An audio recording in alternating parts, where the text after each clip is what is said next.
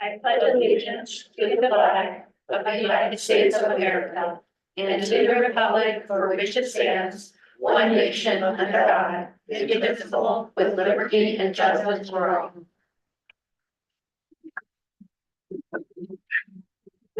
Roll call, please. Mr. Holt. Here. Mrs. Stoner. Yes. Mr. Carpenter. Yes. Mr. Nauer. Yes. Mrs. Chapman. Yes. Mrs. Porter. Yes. Thank you. Thank you. I'd like to just acknowledge the visitors. Thank you for coming this evening. And now I just want to share that we will make minutes available in the future once they've been documented. I am looking for an approval of the minutes for April 10, the special council meeting. I so move. I'll second. I have a motion from Council Member Porter and a second from Council Member Stoner. Any discussion? Thank you. Roll call, please. Mr. Wolf. Yes. Mrs. Porter. Yes. Mrs. Chapman. Yes. Mr. Carpenter. Yes. Mrs. Stoner. Yes. Mr. Nauer. Yes. Thank you, Council. The motion passes. Also looking for approval of minutes for April 10, the council meeting. Second. I have a motion from Council President Wolf and a second from Council Member Carpenter. Sorry. And any discussion on that? Roll call, please. Mrs. Chapman. Yes. Mrs. Porter. Yes. Mr. Nauer. Yes. Mrs. Stoner. Yes. Mr. Carpenter. Yep. Mr. Wolf. Yes. Thank you, Council. The motion passes. The next item is a department head report, and we have Superintendent Biggins here. Welcome. Thank you. Good evening. Hello.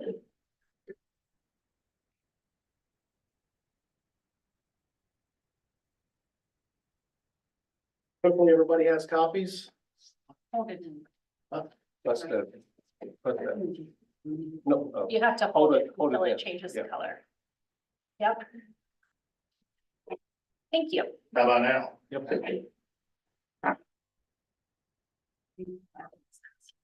Hopefully everybody got a copy of the reports I prepared for this quarter. This is going to be information from my last report to council in January. We'll just start with the, I guess, where we left off last time. I provided council this report, a little more in-depth description of some of the findings on our declining water demand overall. Just to kind of refresh memories, and for those who weren't a part of that meeting, council asked, if we could provide a sort of an explanation scientifically or statistically why our water production at the treatment plant is declining instead of inclining. The three visual graphs that I provided, there's two main focal points. First is the utility billing system auditing that is underway, mostly complete since 2022. That first graph that you guys see, you can see where our water demand is, the blue line is, obviously lower than the orange line. That's the revenue.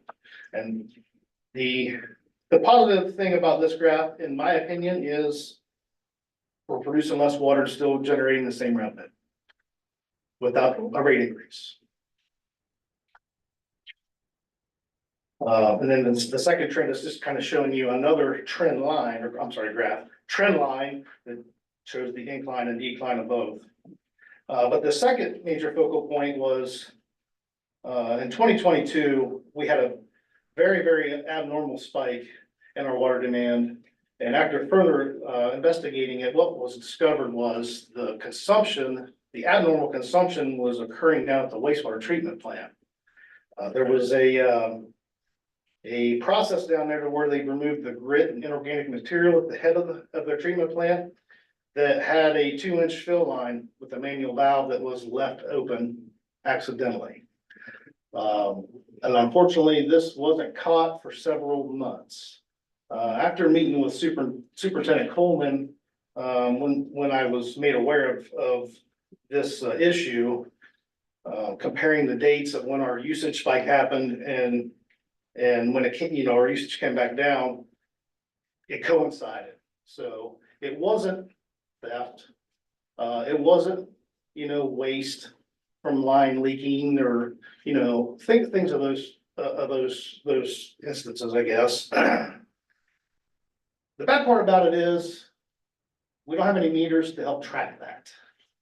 So Superintendent Coleman and I are working towards metering his facility amongst the other village-owned buildings that aren't metered. As an example, this place. The fire districts, the fire station down on Basin Street. The water plant, of all places, has, services from the distribution system that are unmetered. Just to account for where our water is going. Does anybody have any questions about any of that information? I don't have any question, but it seems to me that if water is leaking from someplace, it's already processed water. So the cost of the processing is involved in the loss of revenue from the leakage.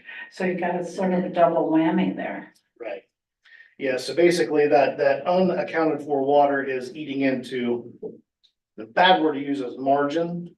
But Yeah, it ultimately. But I that's what- understand how that happens. It's just that's that what it it's, is. it's a duplicate in costs. Yes. Do you have any way, does your computer ever holler, say, hey, look, this is really going crazy, you better look for it? Now, that's actually how we find a lot of these sort of anomalies.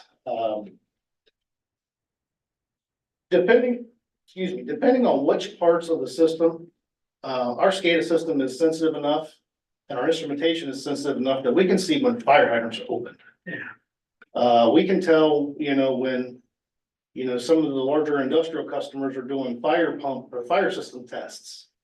Typically, the larger, facilities let us know ahead of time. If not, I mean, it's, all boots on deck and we're out looking for where's the water going.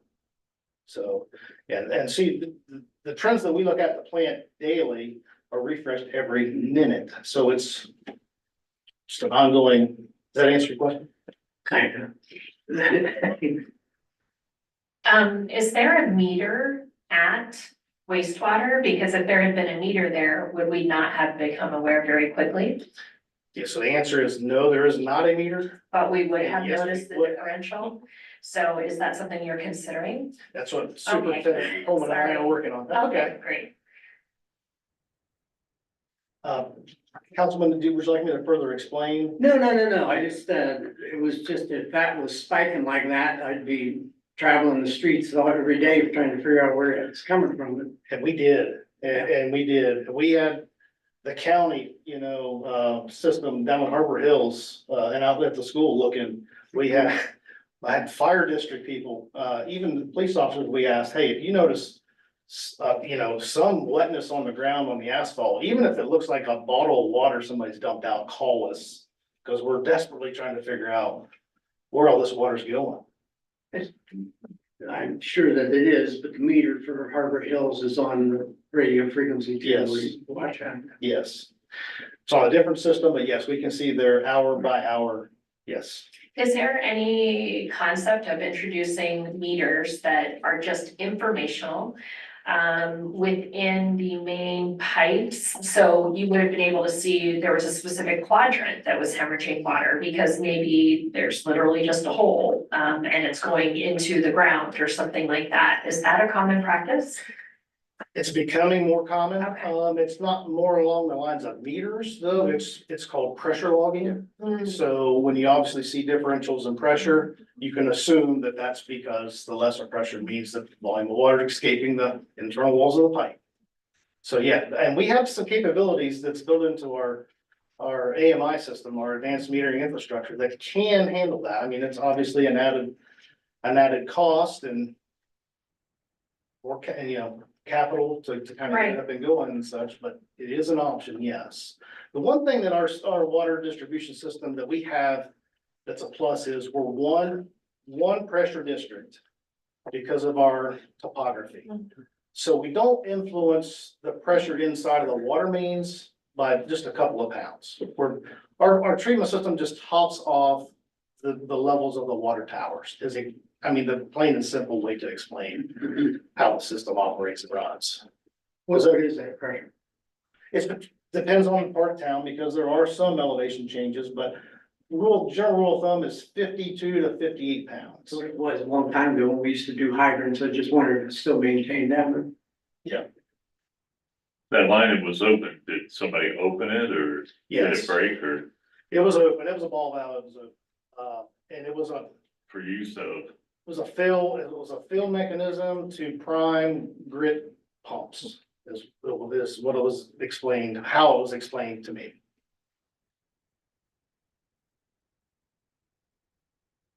But believe you me, everybody's aware, if that apparatus has to be used for their process, just to keep closer tabs and eyes on things. Any other questions about that? These are all awesome questions, you guys. No, it seems logical. Yeah. But it seems to have gone on for an awfully long time without detection. The only other thing I got is how much volume can we handle with new housing additions with the lines we have right now? So, More, I should say. so the answer to that, I'm gonna say is TBD officially, because this is gonna be information that'll be available to us once the B3 staff gets through completing our water hydraulic model. We're gonna be able to replicate and see different scenarios and actually kind of grade the existing system on if it's operating as it should be, functioning as it should be. So yeah, that's kind of a tough question to answer. It just went off. I'm sorry. No, that's okay. I'm just thinking you got Lake Forest and then if there's gonna be another one across the, it's just lucky that it's next to the water plant, but then anybody past that, you're getting robbed, are we gonna have pressure drop and all that or volume or? Oh, yeah. So to answer that question, no, we will not let any development take place that's going to affect our existing customers and our existing system and our fire suppression ability. If it is anticipated that a development could do that, well, then we're gonna ask them to improve our infrastructure so that they don't impact us. I think that was one of the factors that the water model is looking at to maintain the fire flow pressure. I figured, yeah.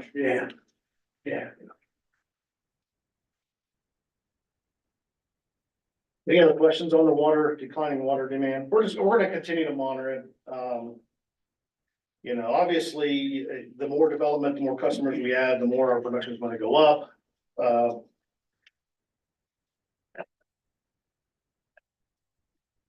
Some attachments that I put in the report are, the 2023 Consumer Confidence Report, which we're required by the US EPA and the Safe Drinking Water Act to do every year. And it's basically just an informational pamphlet that we hand out to all of our water users, not just customers, water users. We post them online through a digital link and have hard copies available here. The multifamily dwellings that we have in our system, the apartments, so on and so forth, we actually hand deliver hard copies, just to make a good faith effort to make sure everybody gets the information. But this is a draft version. I thought that I would ask council. I've got a little block in the corner where I've got some spare room. I've kind of asked everybody. I think Brittany had a good idea about, I'm gonna take a picture of all, the staff and just kind of say, hey, this is your. You should have seen the looks on the guys' face when I said, let's take a picture. So, so if anybody has any ideas, I'd be very open to any suggestions. I thought about putting in some fun water facts, things about, maybe conservation or whatnot, but this is gonna be the general format. Are we gonna have to update any of the filters because of that so-called chemical that causes cancer? Well, that's my awareness topic, Kathleen. Yes, I'll get to that. Sorry about that. You're fine. And then obviously, I kind of gave a little narrative on, the progress for drilling well 7. Does anybody have any questions about that instead of me sitting here reading? They're drilling a hole, big holes.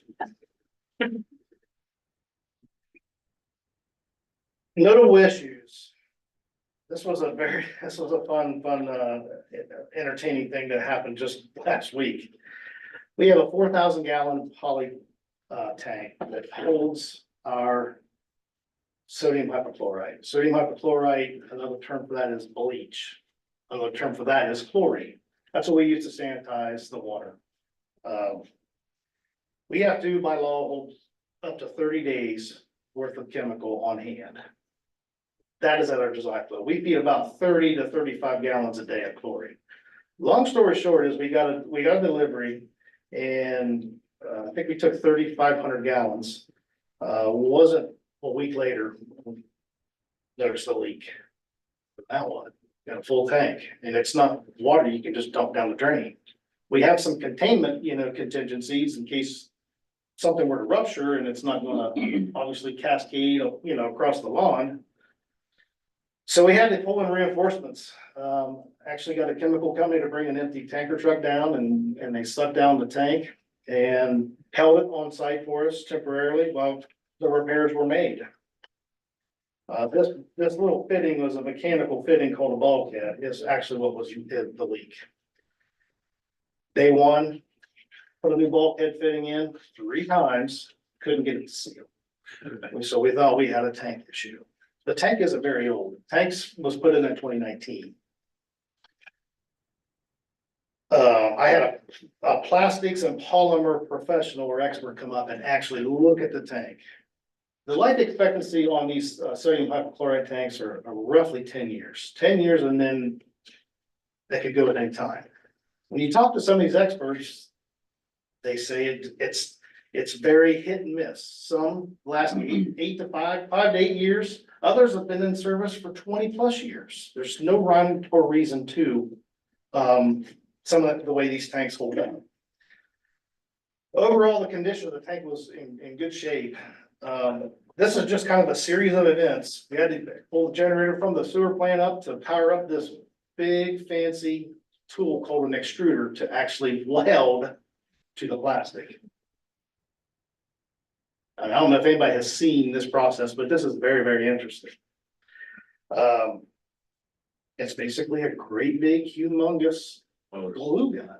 That's what it reminds me of. Yeah. But the tip of this tool is 1,000 degrees, so it sucks up the energy. But we got it all patched up, got all the chemical back into the container, and we're sailing smooth once again. That was just kind of an interesting. You can't make this stuff up. This is exactly how things happen. Anybody have any questions about that? Last my awareness topic. So back in the April 10th, President Biden's administration passed new primary drinking water regulations with what we call PFAS, which stands for per or polyfluoroalkyl substances, or forever chemicals.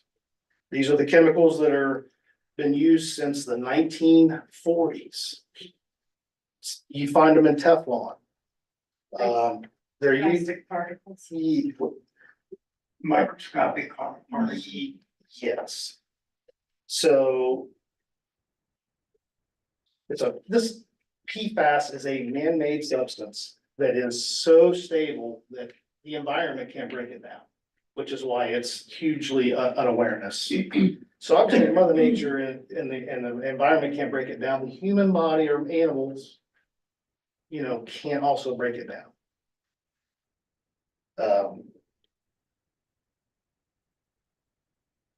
The maximum contaminant levels that they set is in the parts per trillion. Parts per trillion. A little perspective of what parts per trillion is, because this is really, really getting deep. 1 inch in 16 million miles is parts per trillion. Say that again, please. 1 inch in 16 million miles Okay. is parts per trillion. It's just, And that's what we have now as. Totally crazy. As a planet, that's what we have. We're not talking locally, we're talking. no, I'm just talking, yeah, that's just a perspective, Okay. parts per analogy to kind of help you understand. What you're looking for, that's hard. I mean, it is, it's insane. It's almost hard to fathom that technology is able to detect in that small concentration. Anyhow, so I just kind of wanted to bring this aware. I mean, I know it's been all over the news. I'm sure everybody's heard about it, talked about it. The health the experts and the research that I've read say that 97% of Americans have these chemicals in their bodies. So. The health effects are the endocrine system, the liver, so on and so forth. Anyway, that's my report. Does anybody have any questions? Oh, what a wonderful topic you ended on. My awareness, I always put those at the end. So So you have you're testing then? Oh, okay, yeah, so we did a test, or the EPA come out and actually sampled our entry point water, which is what's leaving the plant, going to our customers, and our groundwater source. I did forget to mention this is fairly important. They didn't detect any level. Everything came back below detection limits, so. Typically, these PFAS chemicals are found in surface water. Because it's man-made, it's not a natural element in there, it's rust. So with the whole world, part of the world going to these things, this is no protection. This is part of the problem. From what I read, now, that is the problem. Well, yeah, that's what I'm It's saying. like It's part that of the water right problem. there, it's probably got PFAS in it. I think I kind of just said that. There is a chance, yeah, Right. there is a chance. There is a chance, I mean, because these bottling companies are buying it from someplace, from a facility similar to ours that actually has to extract and treat and distribute. And you get to drink it. Isn't that right? I have a question. So when we were kicking around talking about what could Licking County do to prepare for the water needs that we're facing, with Intel and all other things Intel, right? One of the things we talked about was a reservoir concept. And did I just hear you say that a reservoir would actually probably have worse rates and would probably have detectable rates versus what we're experiencing from our groundwater? Am I understanding what you just said? You are, that would increase the risk of not only just PFAS, but any sort of runoff chemicals, Organic matter. pesticides, herbicides, nutrients. you know, Because things like the that. earth is basically filtering for us, Yes, right, right. to get it down to That's correct. That is groundwater. exactly correct. Yes. And so when, I'm all about our water. So when we're talking about Hebron's water versus other water out in other areas, it's one more reason that ours is pretty amazing. Correct. Okay, sorry, I just wanted to No, you're put a good. commercial out there. I mean, I think it's worth noting. And I want us to keep that in mind, because when we were talking about a reservoir, like I was ready to go get a shovel and start digging, so.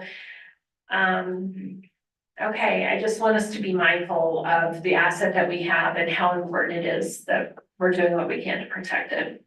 The reservoir concept is an intriguing one to discuss. However, once water sits in a reservoir, it becomes surface water that is a completely different category of water treatment. Right now, we're groundwater treatment. We have not only resiliency, but we have flexibility in some of the methods of treatment. Surface water is a different animal completely, different class of chemicals, just different regulations and tighter regulations that have to be maintained. Again, not gonna discount any idea, obviously be a source of water for the area, but Will be, probably one of the last things we would really consider if at all possible. On your chlorine tank, is there any way possible you could use a steel tank with a vinyl liner glued to the wall? Good question. I don't know the answer to that. What I have been told is these poly tanks that we have now and what was built with the plant are the best to hold 12.5% certified chloride.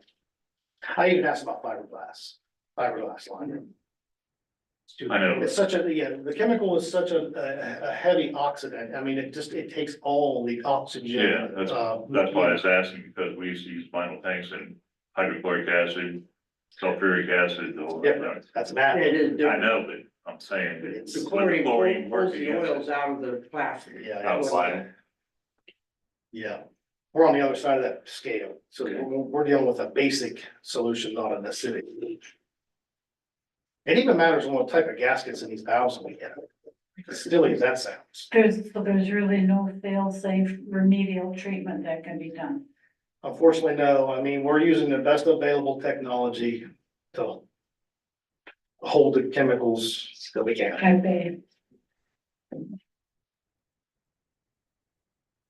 And that's how many questions? I have one question, and actually a resident brought it up to me, and since your water department, well, this is time to bring it up. We used to give a sewer credit for people filling pools and we don't anymore. Yes, Is there a that's reason? correct. Do you want me to take a step? Do you want me to take a step? I was gonna say, I could probably enlighten you, but I don't know if it's really, please. Mary? Right, so originally, and when I get this wrong, someone else will step in and get me on the right track. So my understanding is, at some point during a recent previous administration, we introduced the concept of a winter average. And the goal was to provide relief to residents when they consumed an abnormally large amount of water in the summer, typically associated to filling a pool, or perhaps they just recently put down sod because it's a new build, maybe in Lake Forest. And so we were trying to offset the cost of that water because the sewer rates are tied to the water consumption. Because the concept is it's a quasi-closed system. And so that was introduced, but as often happens, there are unintended consequences. So you can imagine those folks who actually only came here in the summer and lived perhaps in Florida during the winter. When we use their average rates for winter, guess what they were charged for all the water that they consumed in the summer? The minimum. Yeah, so those types of unintended consequences, the next administration that we had in place was trying to get their arms around how to deal with this. And as Director Meisner often says, I like to start small and build up so we don't have to take back. We did the opposite. We went out with this winter average and now we're trying to claw that back because of the unintended consequences. The other thing that's come to light, which I think council will be sympathetic, but I actually had this on my list for us to talk about tonight because I know that you're very aware of the very yucky press we've been getting about this issue. And I appreciate the fact that you tried to address some of that online. Thank you. The fact of the matter is water, whether it's coming out of our sinks or it's coming out of the sky, becomes an issue for our sewer system. And so when we are discounting in any way, shape or form for that water coming, and assuming it's not headed to our sewer system, we're kidding ourselves. When that water on the side, when it saturates, it's going right into sometimes directly into our sewer, depending on how they have their drainage set up. But oftentimes it ends up in our ditches, which ends up into our drains, which ends up actually oftentimes through I right back into our sewer system. Am I overstating anything? No, you're doing great, Mayor, keep going. Okay, so what is the number one most upset that we see residents on the regular in this village?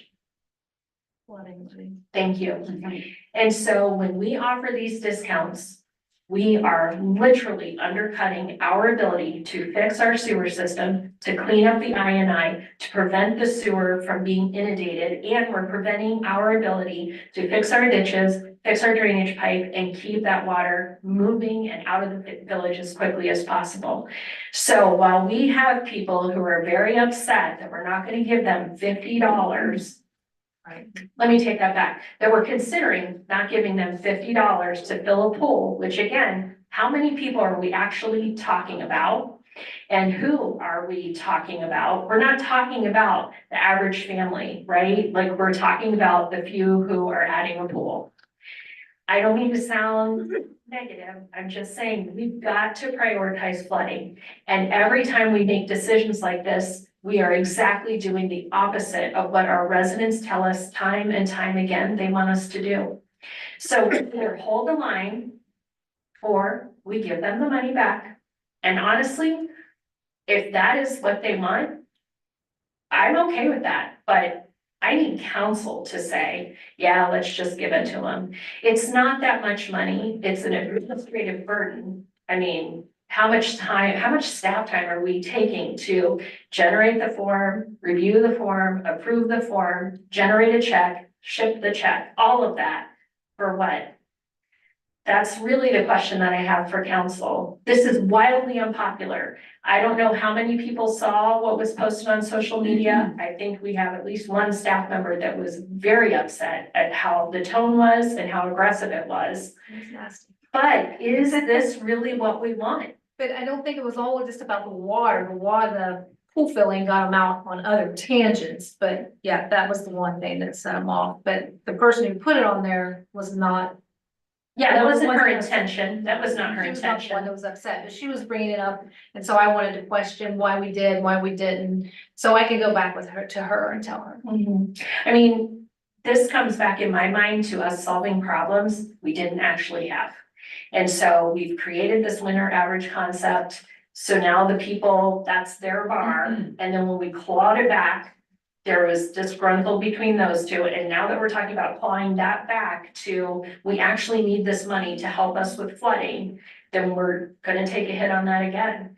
If council wants us to leave it in place, the administration is prepared to do that. I just want to make sure we understand that every time we chip away at the revenue for water and wastewater, what we're really chipping away at is mitigating flood. I can speak to some numbers. That's what prompted part of the audit. I'm sorry. That's all right, that's what, Come there with you. come on up here. What prompted the audit that Jason's been speaking about was I noticed a considerable loss in wastewater revenue, thousands of dollars. And when I brought it to previous administration, they didn't want to look into it. Finally, with some pressure, they decided to look into it. During the audit, to find out why we were losing is because of that winter average. Because what was happening was people were obviously not consuming a lot of water or using a lot of water in the winter. And then in the summer, they would water their lawns, they'd water their flowers, they'd power wash their home and all of this. And the loss of revenue was extreme. People were using 20, 30,000 gallons of water in the summer and only being billed for The minimum. a minimum. So obviously, we knew we would have a lot of irate residents by just eliminating it completely. Our thought was, let's just scale it back, like the mayor said. And if it's truly initially put in to help people fill pools and water sod, then fine. We can look at that, a one-time a year pool credit and sod. So that's what we started to try to, kind of ease that back. But with the attention that hopefully that would not continue, because again, like the mayor said, eventually that water, because all of them drain those pools typically, where does that water go?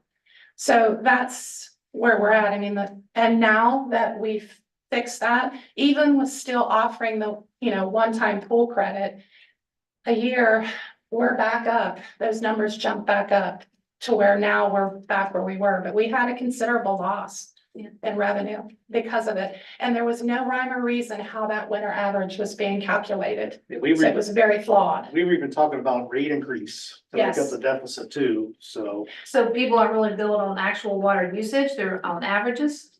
No, they're built on water usage. Now, Resident No. water, Now, yes. but then, The Then. water is, but the winter, when we put the winter average in, that was where they were getting the reduction, only on sewer. So sewer was taking the hit, water was still getting, because they were using the water. Excellent. Yeah. Because we should go by what they actually use, but I see what you're saying. But because of that loss, the previous administration wanted to do a rate study to raise the rates for the residents to compensate that. But we've put that off until we could get some accurate numbers. We thought maybe there wasn't as big of a loss as much as this winter average was causing it. Confidence in our billing system, and which I think we're Yeah, heads and tails off better where we were. Yeah, Councilman, and the graphs that I have in my report, that's what, when I was talking about the declining water consumption and water demand, I'm a firm believer that this is one of the reasons why, is because we're billing our customers correctly. And they're seeing the higher bills and they're conserving. I mean, I think it's very tempting to consider raising the rates, collecting more money, and then giving it back as a credit, right? It feels better, but it's certainly administratively not a reasonable tactic. And I just wonder if we need to be clear that this is tied to what we're able to accomplish with flood mitigation.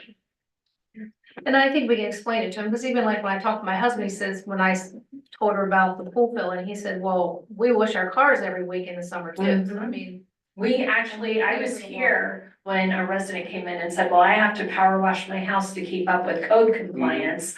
I want you to give me a rebate on that. I mean, the fact is, we all, yes, exactly. well, and my response to that was, our code also says you need to mow your grass, but the village isn't going to pay you for the gas for your mowers. I mean, at some This- point, come on. This is really the equity issue, mhm, because you may have some residents have a pool, but others don't have it. don't. So, But They don't get credit. vehicles, he reduced. so you That's need to. what I was gonna equal. bring, and Yes. where do I get my dollar? Correct. Well, I don't, I pay for them, who gets it? And Mr. Chen has a very good point. That's another thing we recognize. There were lots of residents in this village that were paying the same rate because, and actually paying for sewer for their water usage, where others were reaping the benefits because, and that was shocking to see, you know, and those residents had no idea. They pay their bill in good faith, realizing that their neighbor next door who goes away in the wintertime to Florida comes back and gets to water their flower and do everything and pay less than what. So it was very inequitable. Yeah, the other thing, in my opinion, worth mentioning too is, we need to remind our customers that we don't bill in gallons. We bill in thousands of gallons.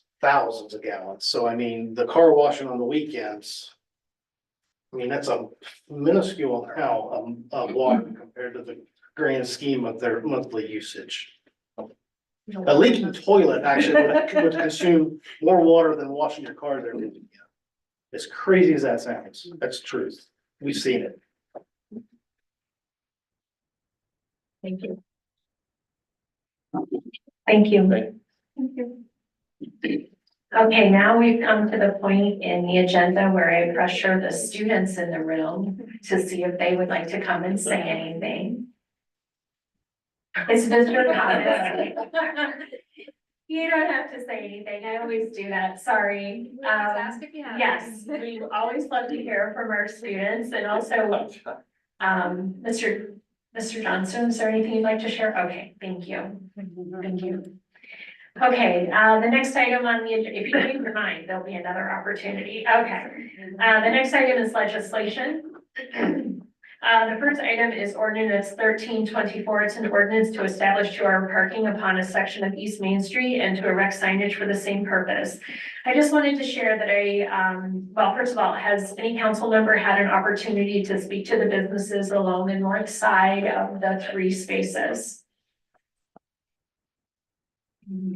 Okay, so I did ask, Director Meisner to go and speak to the business, and she was able to do that today. She was also able to forward a voicemail that was left for, her regarding the same issue.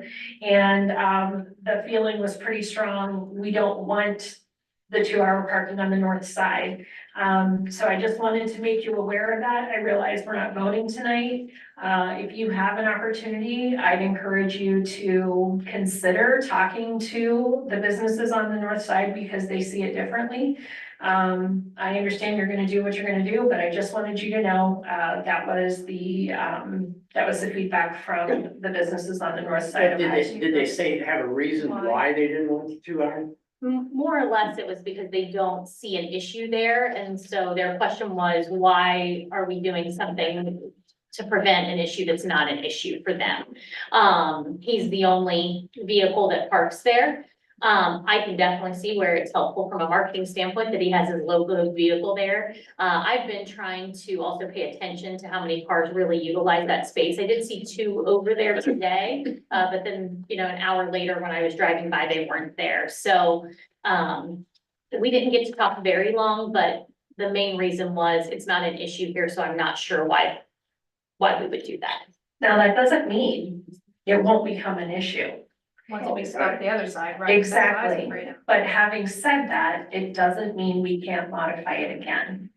So I just want you to at least consider that, and then, in our next council meeting when we come together, then you'll ultimately decide what you want to do, if you want to, you know, pass this or not.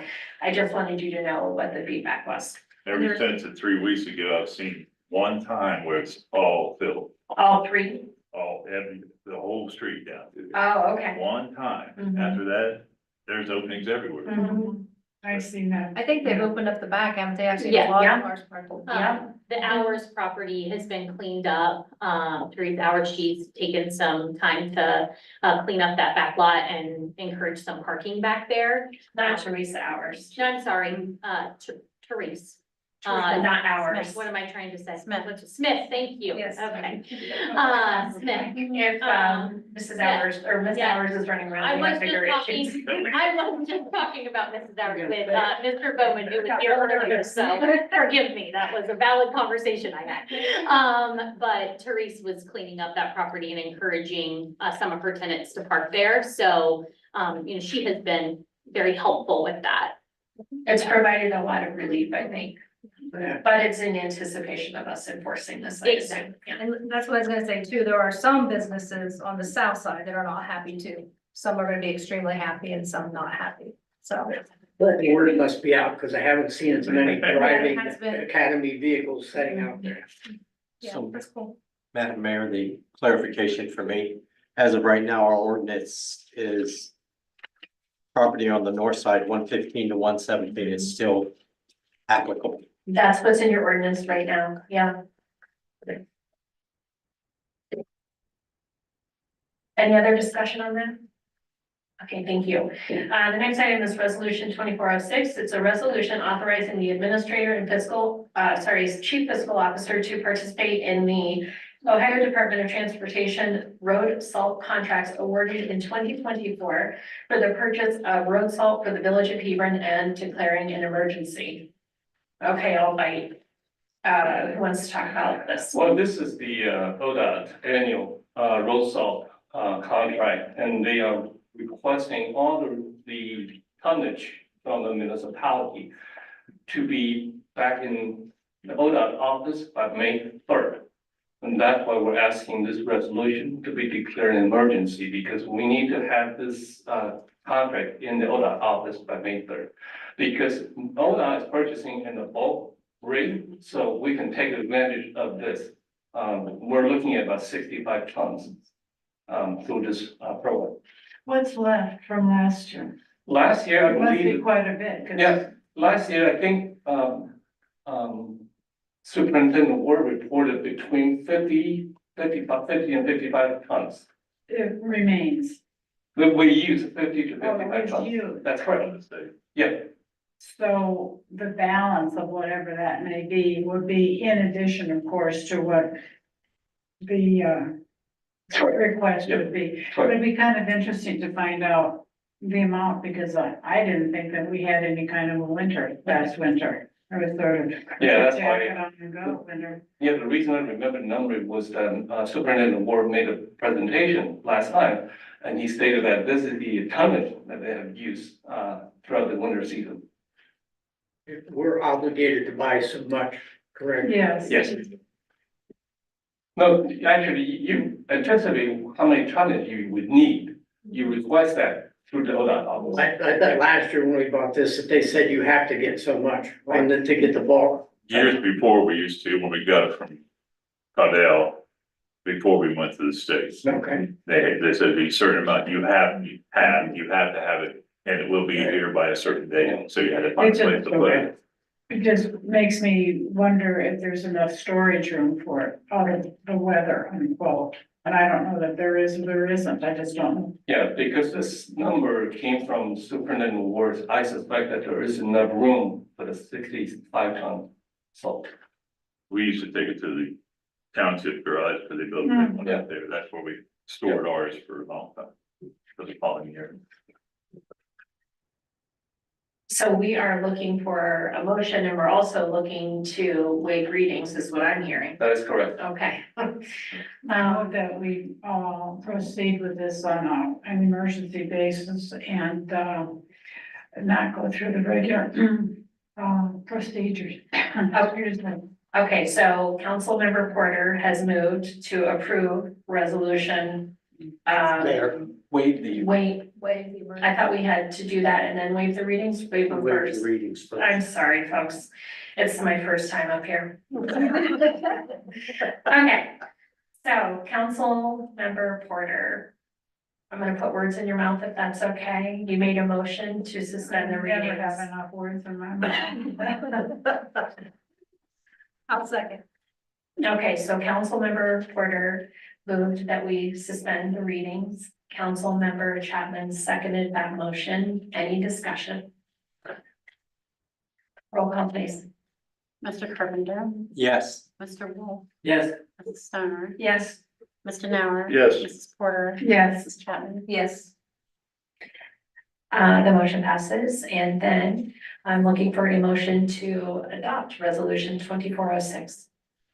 I move to adopt resolution 2406.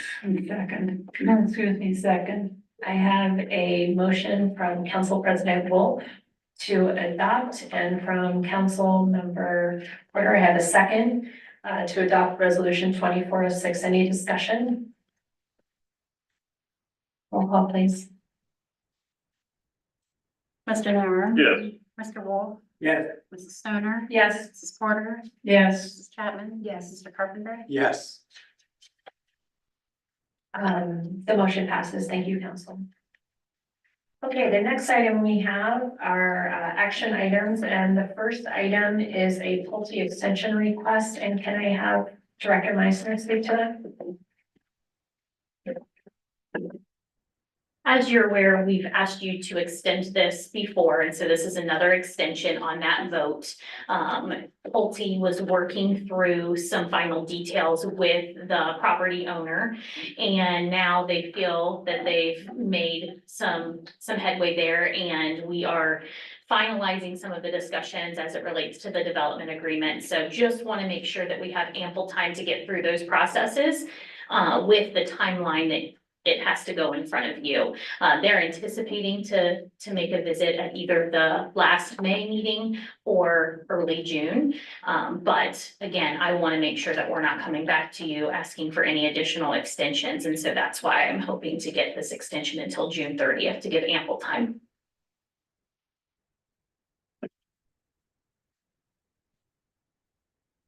Okay, so, you know, in my brain, everything now has this first question. So what does this have to do with flooding?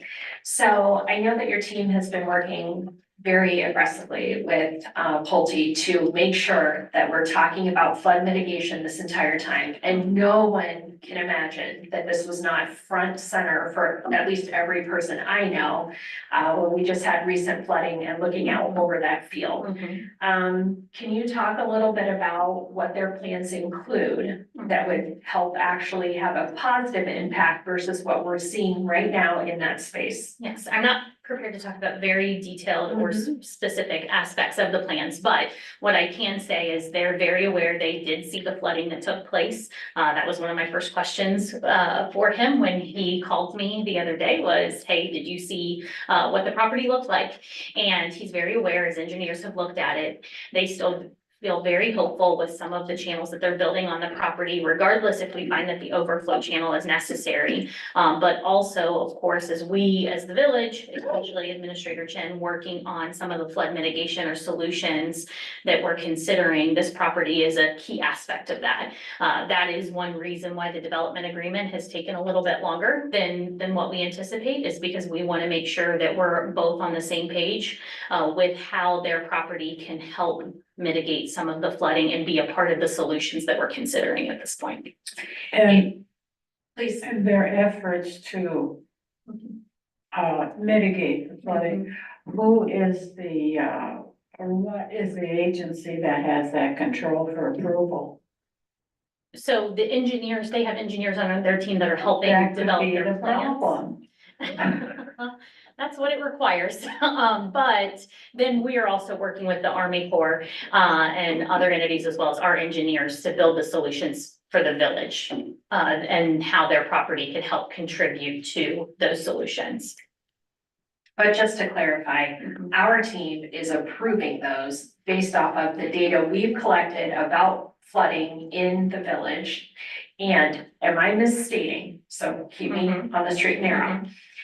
If ultimately we do not work with a developer, but instead they parcel that land out and we just take whatever parceling that occurs, they could just sell plot by plot by plot. It is already zoned as residential too, in Right. R2 districts.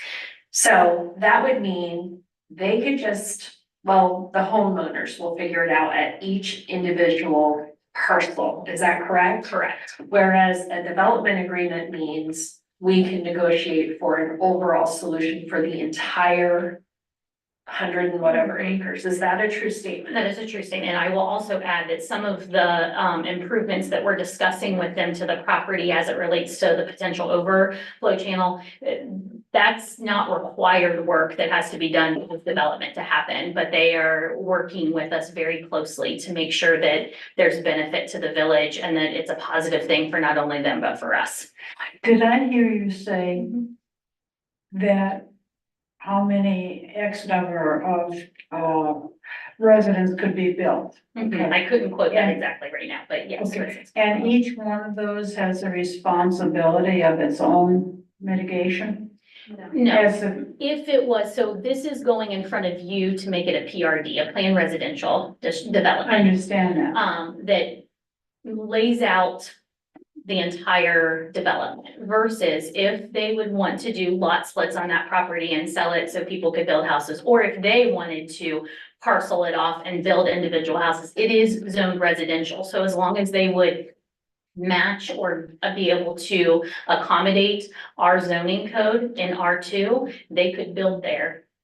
And there's little to nothing that we can do about that because of how it's zoned, as we long have as they're no- meeting our zoning. And we have no recourse to demand that that Correct. whole area work with us on a channel or work with us on. It would eliminate that possibility probably altogether. Because also when you think of profit of having to section off those houses and build it differently than what they're planning on, it wouldn't even be up for discussion, most likely. So it was making me nervous and they keep moving it back, moving it back, moving it back. So you're saying that's a positive? Yeah, one of the primary reasons, even before this last push, because they were working on something with the property owner, was really, I hate to say this, the reason why they needed to push it is because of us, because there were still so many lingering questions as it relates to the development agreement, and particularly some of these things about the overflow channel, that we needed to get more comfortable with, or we needed to get more information internally about, that was some of the reasons. They have no interest in rezoning this property unless they feel very confident that they're gonna be able to develop there, because the current owner isn't going to want it rezoned this way. They're gonna wanna sell it as it is so that whoever else wants to come in can zone it however they need to or go through the process for the zoning. So a lot of times you won't see, the development agreement being finalized or the actual sale of the property being finalized until it's zoned the way that they want it to be zoned as a developer. Any other questions? Thank you. But to confirm, we're looking for a motion this evening To extend. to extend till the June. June 30th would be ideal. I will And make that motion. Okay, so just to restate, we have a motion from Council Member Chapman to grant an extension to June 30, 2024. With Carpenter. Or Carpenter. I'm trying to give you a credit there. Sorry. To grant an extension to Pulte. And there was a second, but I don't recall who. Thank you. And we received a second on that motion from Council President Wolf. Any discussion? Roll call, please. Mrs. Stoner? Yes. Mr. Carpenter? Yes. Mr. Wolf? Yes. Mrs. Porter? Yes. Mr. Mauer? Yes. Ms. Chapman? Yes. Thank you, Council. The the motion passes. The next item is the comprehensive plan. We thought we'd never get there. Come on. I love local government. I'll sit here all night. I'm glad I'm not on your side of local government. Before I begin, you talked about, Mayor, you talked about, reservoirs. Lobdell Reserve was purchased for a reservoir back in the day. I learned that. So if you ever go up to Lobdell Reserve, that was actually supposed to be a reservoir. And did that happen? No, it's a county park right now. But, yeah, it's not, sorry. But when we were doing that comp plan, we found that out, so. Anywho, good evening. My name is Jim Leonard from Neighborhood Strategies, here to update council and staff and the public on the status of the comprehensive plan, which Chris has graciously put on the screen. I'm gonna highlight the changes that have been made over the last couple months. Mainly from input from some of the residents and staff and some council members. And so with that, if there's any questions you have during this entirety, stop me when needed. So sound good, Mayor? Brittany? Good. Okay. So let's move on. First big change since you last saw this was the planning boundary. The first iteration of the plan had the boundary going all the way over to 37. So, due to, actions outside of the village's control, we, purposely brought that west side in, to more, align with how you as the village see that playing out. So all the maps have been updated with this new planning boundary, so we no longer go over to, State Route 37. So that's the biggest change. Next. Lane, next one, please. So we simplified this map as well. Before we had two land use codes for residential. One being more suburban style, like Lake Forest, and one being the larger lot. We condensed that into one and made the descriptions reflect that. And then the other bigger change was the planned employment district was on the west side of 79 over by your wastewater treatment facility. And the existing business park that has also been extended over to the east side to allow for future development of income generating opportunities for you as a village and job opportunities for your residents. So mostly the biggest change, well, I think that's actually the only two changes other than bringing that west side in. So you now only have one residential district and the employment district has been expanded. Any questions on that? That's kind of a bigger picture. Okay. What were your criteria for changing? Simplifying. The residential was simplifying through discussion with residential, discussions with people that having the two different residential districts probably didn't mean much because if anything is annexed into the village, it's not going to be those larger lots. So just having the suburban style development of planned uses and planned residential made more sense than having both that and these larger lots, which probably isn't gonna happen because of your zoning density requirements. Can I add to that? We also have multiple residential zoning districts in our code. And it's important that whatever we adopt with this comprehensive plan, that we either make changes that help support this document, or that it's a document that we can legitimately use with the code as it stands. And so simplifying the planned residential encompasses all of our residential districts and how we can work through that a little bit more versus being really particular and then it only reflecting maybe 2 or 3 zoning codes isn't realistic when we have multiple, essentially. So simplifying it, I think, will help with communication and with matching and complementing our current zoning code. So you got us going clear in Licking Township? Yes, Can I speak to that? Do you mind? I would love it. Thank you. So, this process for me has been very painful. And most of the folks on council heard me speak about the west side and how challenging that relationship is and clawing this back.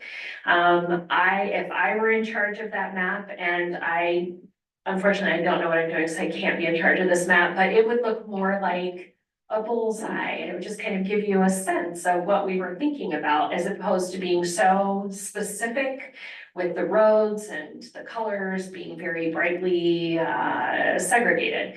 The reason I'm saying that is I think that the work of planning is to give us an idea. But this is not set in stone. The other thing I would say about that is maybe this is a discussion about a JED with Licking Township. Maybe this is a discussion with those other areas to talk about what do you want for your area of the community and what could we do to export services to help you support that.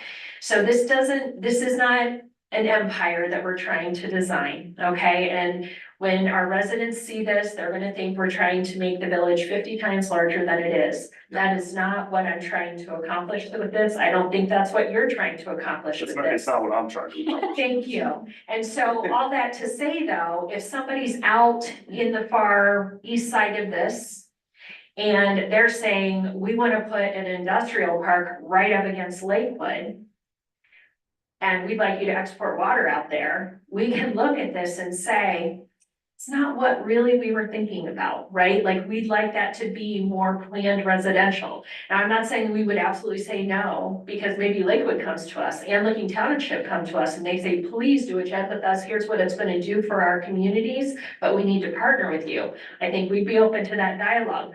But this at least gives us a stake in the ground, right? And it gives them an understanding of how we're thinking about the development in the area.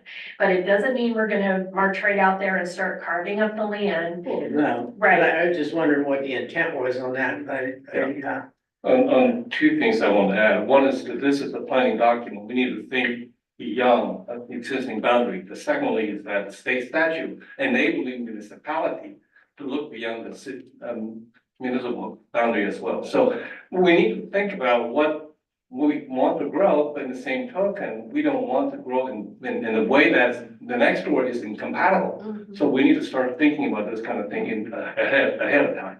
This also helps me answer questions when I have been here in 8 months and I've already had several people call and say, would you be interested in annexing out this way? Okay, I can look and say, well, what are you talking about? Is it Yeah. residential? Is it industrial? Because that's going to determine what that answer looks like. So this is a guide for me to be able to make better decisions or decide what decisions really I need to engage you on and others where I need to be like, we've been very clear, that's not something we're interested in. Yeah. I'll add one other piece of that. So the first iteration of this plan, we had the committee, we had the discussion, and they were looking, forward many years. And that was the initial boundary, and then we scaled it back. You don't grow unless someone asks you to annex, right? So a lot of people, I just love to take an opportunity and reiterate that as I'm sure you guys do too, because it's not like you just go clamor up all these properties, so. Anytime I can say that annexation is driven by the property owner, I always take that opportunity. I'm probably insulting your intelligence, but who knows who's watching, so it is driven by the property owner. Next one, Chris, please. So these are priority growth areas that, again, in the first iteration, we identified areas in which we thought the village should readily, I don't want to say expend the resources, but if you're going to do any deep dives into properties, whether that's evaluating water and sewer infrastructure, whatever it may be, we thought these were the areas to do so. So these are listed in the document. This pivoted slightly towards number one used to be the existing business park. We've shifted that around. The ranking also isn't your priority. These are just priority growth area 1, 2, 3. So number 7, eventually from a council standpoint, might be your highest priority. So in the document, it's just 1 through 7. 1 is not the most important priority. 1 is just 1. So, so those are evaluated and discussed briefly in the document as well. And I think that is the end of the land use. Yes, we'll go on to transportation. These are some of the roadways and intersections through the committee and discussions we thought were important as the village is growing. The highlighted roads are roadways that are going to need widened at some point, where we don't know exactly what, we're not prescribing what that widening looks like, but there's going to have to be something done. Same thing with the intersections. We didn't prescribe roundabouts or signals or turn lanes. We just said if development were to affect this intersection, the developer and the village need to figure out what that looks like in the future. And then the new roadways are as indicated in the bottom of the map. You can't see it here, but these are just thoughts and ideas. They don't have to be specific to this route that you see here. Obviously, I think A is going to be modified a little bit depending with Microsoft, but the idea is to connect point A to point B as development comes through. So you don't have a lot of dead ends. Your plow drivers will probably thank you for that. Your safety personnel will probably thank you for that. Your residents might not. But hopefully, you know, connecting these are a way in which traffic can flow better. And throughout this document, pedestrian connectivity is emphasized a lot. So hopefully, maybe, you know, people will rely less on the use of their cars. And, you know, as the village grows, the pedestrian network grows as well. So that is also a piece. What's the dashed line? The dash is potential new routes. So if like letter E on the east side, if those properties develop somehow, the village can say, hey, we planned for a new road and we'd like for it to go this way. So there's 3 things on there: the improved roadways, the new roadways, and then the intersection improvements. Next one, please, Chris. I talked about the pedestrian connections. This is a map showing your existing bike or trail infrastructure with the Buckeye Scenic Trail, the Greenway, Ohio Canal Greenway, and then the Buckeye Lake Trail in red. What we were trying to do here is if people decide they don't want that second or third car in their driveway or they can't afford it, if this network were to grow, and the network doesn't have to be trails, it could be sharrows on the sidewalk or on the roadway. And it gives the village a little guiding document as you're improving these roads. Hey, should we look at adding pedestrian or bike lanes or something not motorized? So this doesn't make you guys go start putting bike lanes anywhere, but as you grow and you know have money available to look at these different things, ODOT would love to see something like this as well. You guys have your active transportation network, which this mimics. We modified this throughout the end of the process to mimic. I think we went up 8th Street to Evans Park, I believe. So we. There you go. Potential options. Might get a little opposition. Might get a lot of opposition too. Don't hire. Might get that too. Yeah. The great thing about this, it's policy. You guys can throw it out the window. I hope you don't, but, you can, yeah. Anyway, so that's the idea of the, active transportation network that mimics the plan you guys already have in place. The big thing I like about it is if this does grow, it does go through the business park. Again, if we can get people to work that may not have readily available transport, you know, maybe they can use that as an alternative. Next one, please, Chris. Housing, this was added kind of in I don't know, we did a little analysis, so we thought it was important to pull that analysis and put the information in here. I'm not gonna go over it. The maps you guys have already seen are in here. We just added that initial report and that information into the comp plan, knowing that, hey, we did the work between the village and my team, so let's get it in there. So the good news was, depending on how you feel, home ownership rates have steadily increased in the village, or not home ownership rates. Home occupied are increasing, I think, faster than many communities in the county. I don't remember off the top of my head. So housing is in there as well. That's existing housing stock age. You can skip through this, Chris, unless there's any specific questions. So this was a change, just we added this. It was not in the previous version. Next one, water and wastewater. So taking the change in land use, which was the industrial or manufacturing in the northeast corner, plus all the other minor changes, we did add some potential water lines, again, for planning purposes. You want to loop those water lines for manufacturing uses. So we took the information that we changed in the prior slides and added some potential water lines. We use the word potential specifically. We didn't want to put planned because they're not really planned, they're an idea. So we changed, actually, when we went on the west side, we had it planned, and it was brought to our attention, you know, maybe planned isn't the best word, so we used potential. So that's an idea, connecting the schools and then wrap around the potential second area for the business park. So the next one is sewer. Chris, if you can go to that one. Sewer mimics water, so we didn't provide any redundancy in mapping. So usually water is usually most important. So this was just a map of existing water lines of the village. Next one, please. Economic development. Why did I not do anything? I don't think we did anything drastic. Yeah, there's nothing new other than that land use category.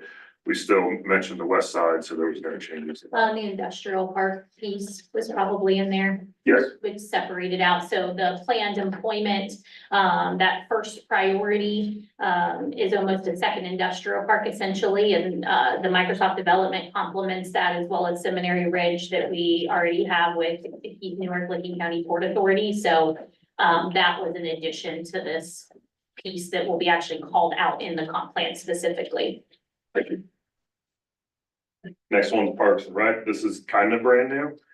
So this idea, in talking to a lot of folks, was, it came up in a lot of the public hearings we had, was an exaggerated, maybe that's not the right word, a large need for parks and recreation space. So we were looking at it. This was just an idea we had on my team was, okay, you have this awesome village downtown, you're trying to revitalize or promote it.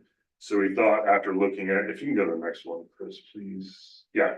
So looking at your downtown, the green is actually property controlled by the village, either by lease through the foundation or you by fee simple.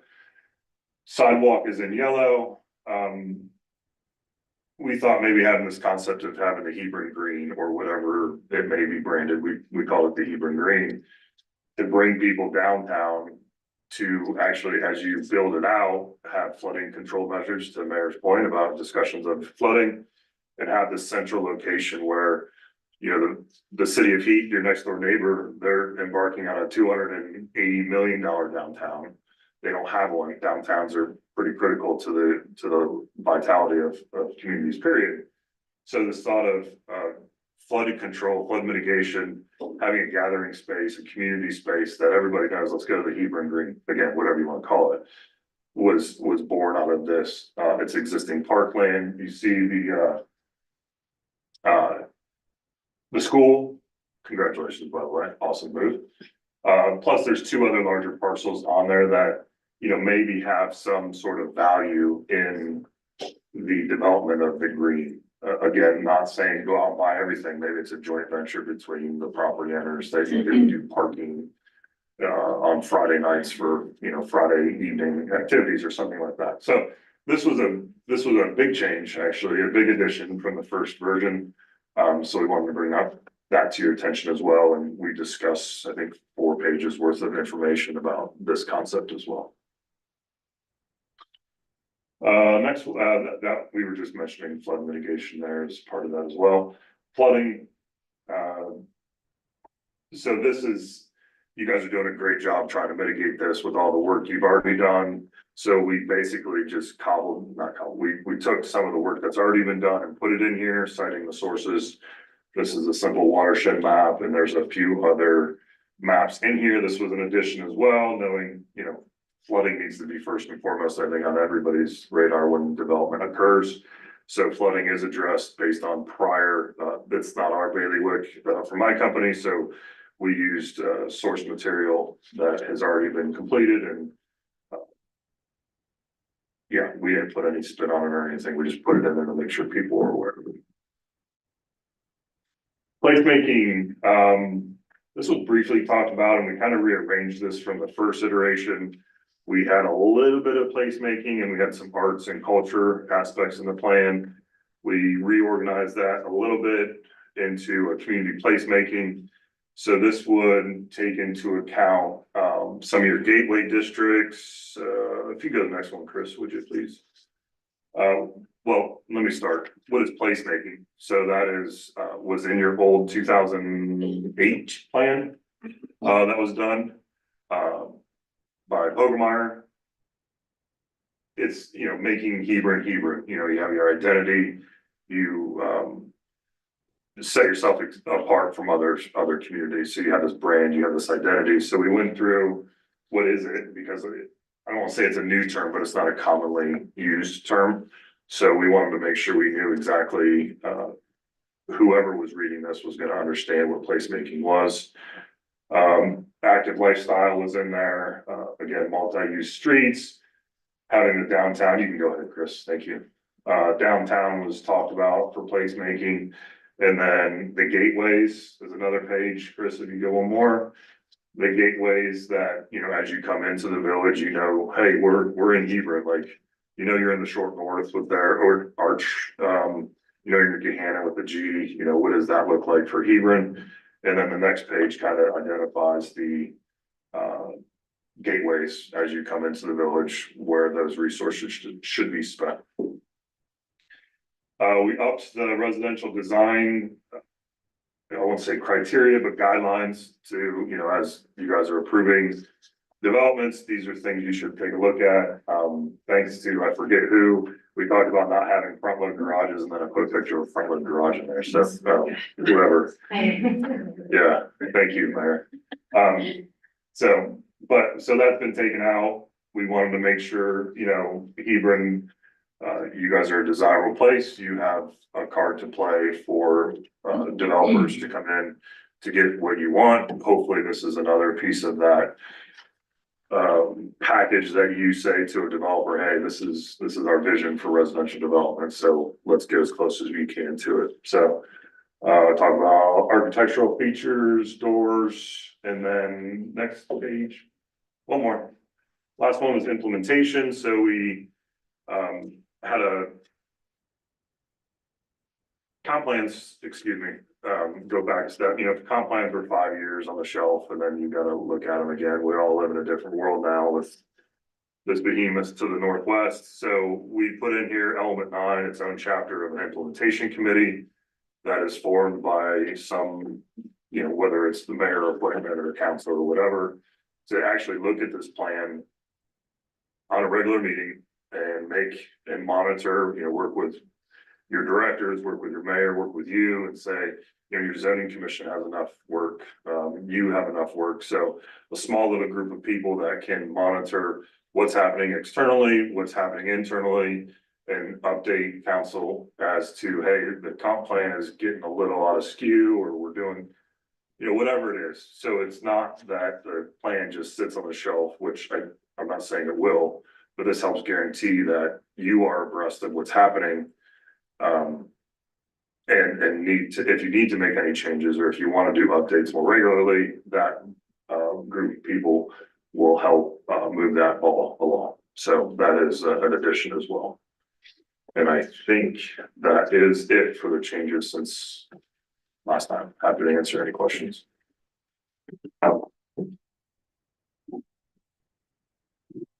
And Chris has the presentation if anybody wants it.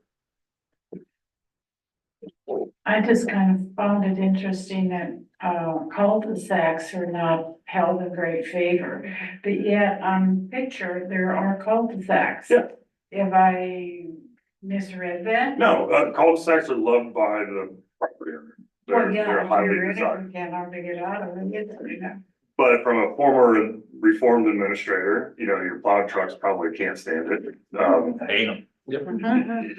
So it depends on, are you going to allow, I'm not saying don't allow, there's, Well, I that's, just, the point that I was making, and I'm not one way or the other, well, I guess maybe I am a little weighted toward against it. Yeah. But I just found that interesting that in this packet that we have, that it seems to me that if you say one thing and then you're kind of endorsing it on the other, I found that rather interesting.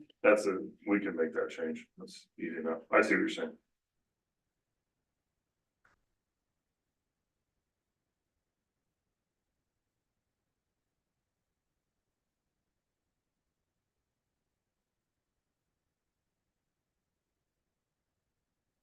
Anything else, so that's a plus.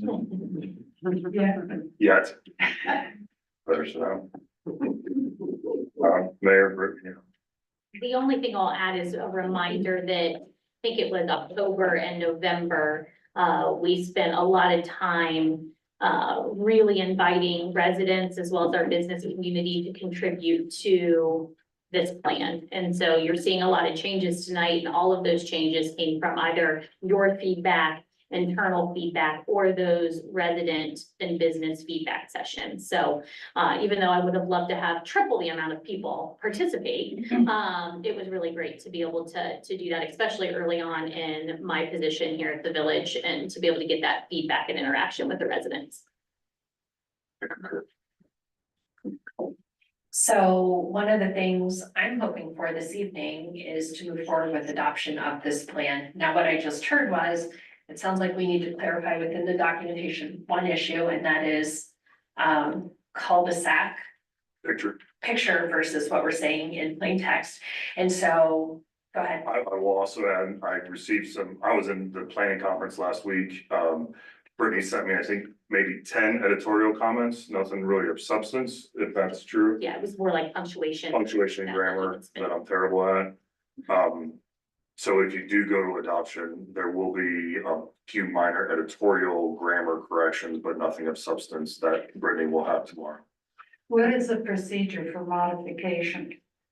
Same as you will do here tonight. So someone, whether you hire somebody or Brittany does it in-house, whatever it is, will present the plan to council and you will adopt it. Either it's in its entirety or as an addendum to the existing 2024 plan here tonight.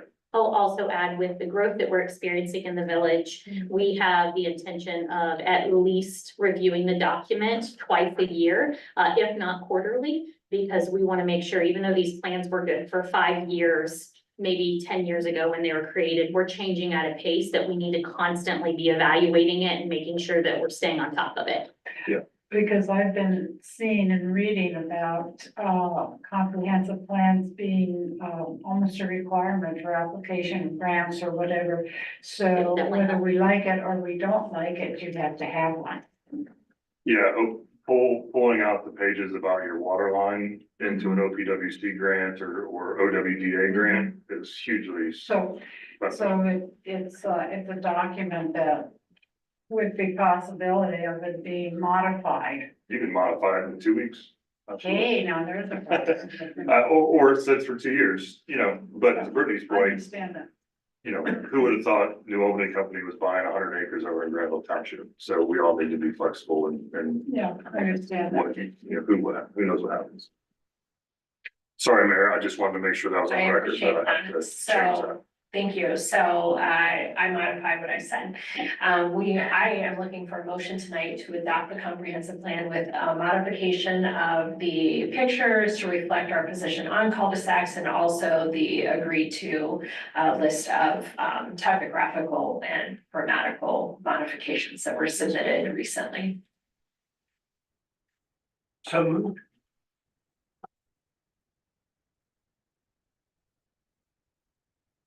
Well, we do have to have one, and here we are. So a second would be forthcoming because we don't have much of a back door. We're there and we have to do it.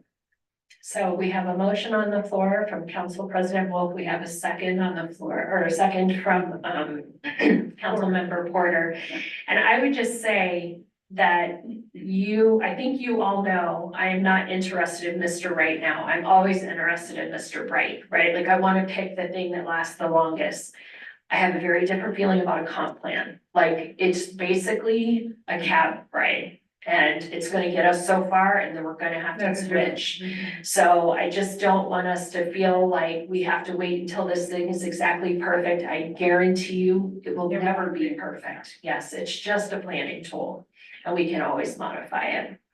So having said that, any discussion about the motion? I'd like to see for sure, a plan for the implementation. You say a group of people. If we approve it, I'd really like to see that group of people to keep reviewing it and with the implementation group that he was discussing. I'd really like to see that happen. Director Meister, can you talk about how you're envisioning retouching this regularly throughout the year?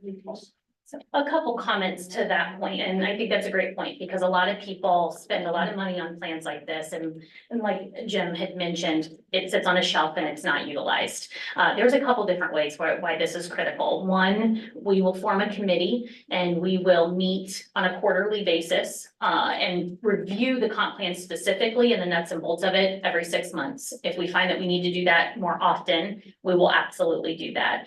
But I will also say, even outside of this committee, this is the guide that we should be using, myself, fiscal officer Deb Morgan, our administrator, everybody should be utilizing this as a guiding light when we're making decisions for the village, when we're coming forward to you and we're asking for changes, when we're asking for approval on different things, the comp plan should support that. So even outside of this committee implementing it, it is a tool that we need internally as an administration to do the work that you've empowered us to do. So it will continue to be working in that capacity as well. So when I talk about what does this have to do with flooding being one of my measuring sticks, the comp plan should be one of our measuring sticks when we're considering development, discussion with other municipalities, other jurisdictions on what types of relationships we would develop, all of those. This is the measuring tape to compare that. All right, you mentioned the grants. Great example. We have to have this to be able to be competitive with grants. Also, one of the situations that just came up recently is someone wanting to come and put a business in the village. And when we talked, they actually came to planning and zoning, you're very aware. This comp plan helps support those conversations that I need to have. An asphalt company isn't what we want in the front gates of our village. Our comp plan shows that we want this type of business, not this type of business. So it is a supporting document for those difficult conversations that we're going to continue to have more and more of as time continues.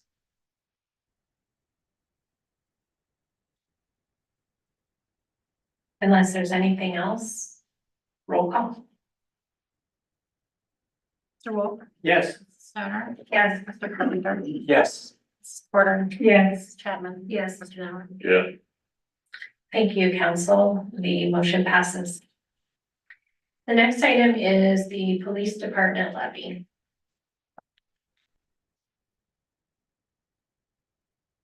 I'd like to start with what conversations council has had about this topic. I know co-mingled into the discussion about giving folks $50 for their pool water. Yeah, I don't know how it all got in there, but it was a resident brought it up that it was a rumor. And I informed her that it was not a rumor, that she'd go on the website, find the minute meetings, read about it, and please come to council and let us know how you feel, because we don't know, and so,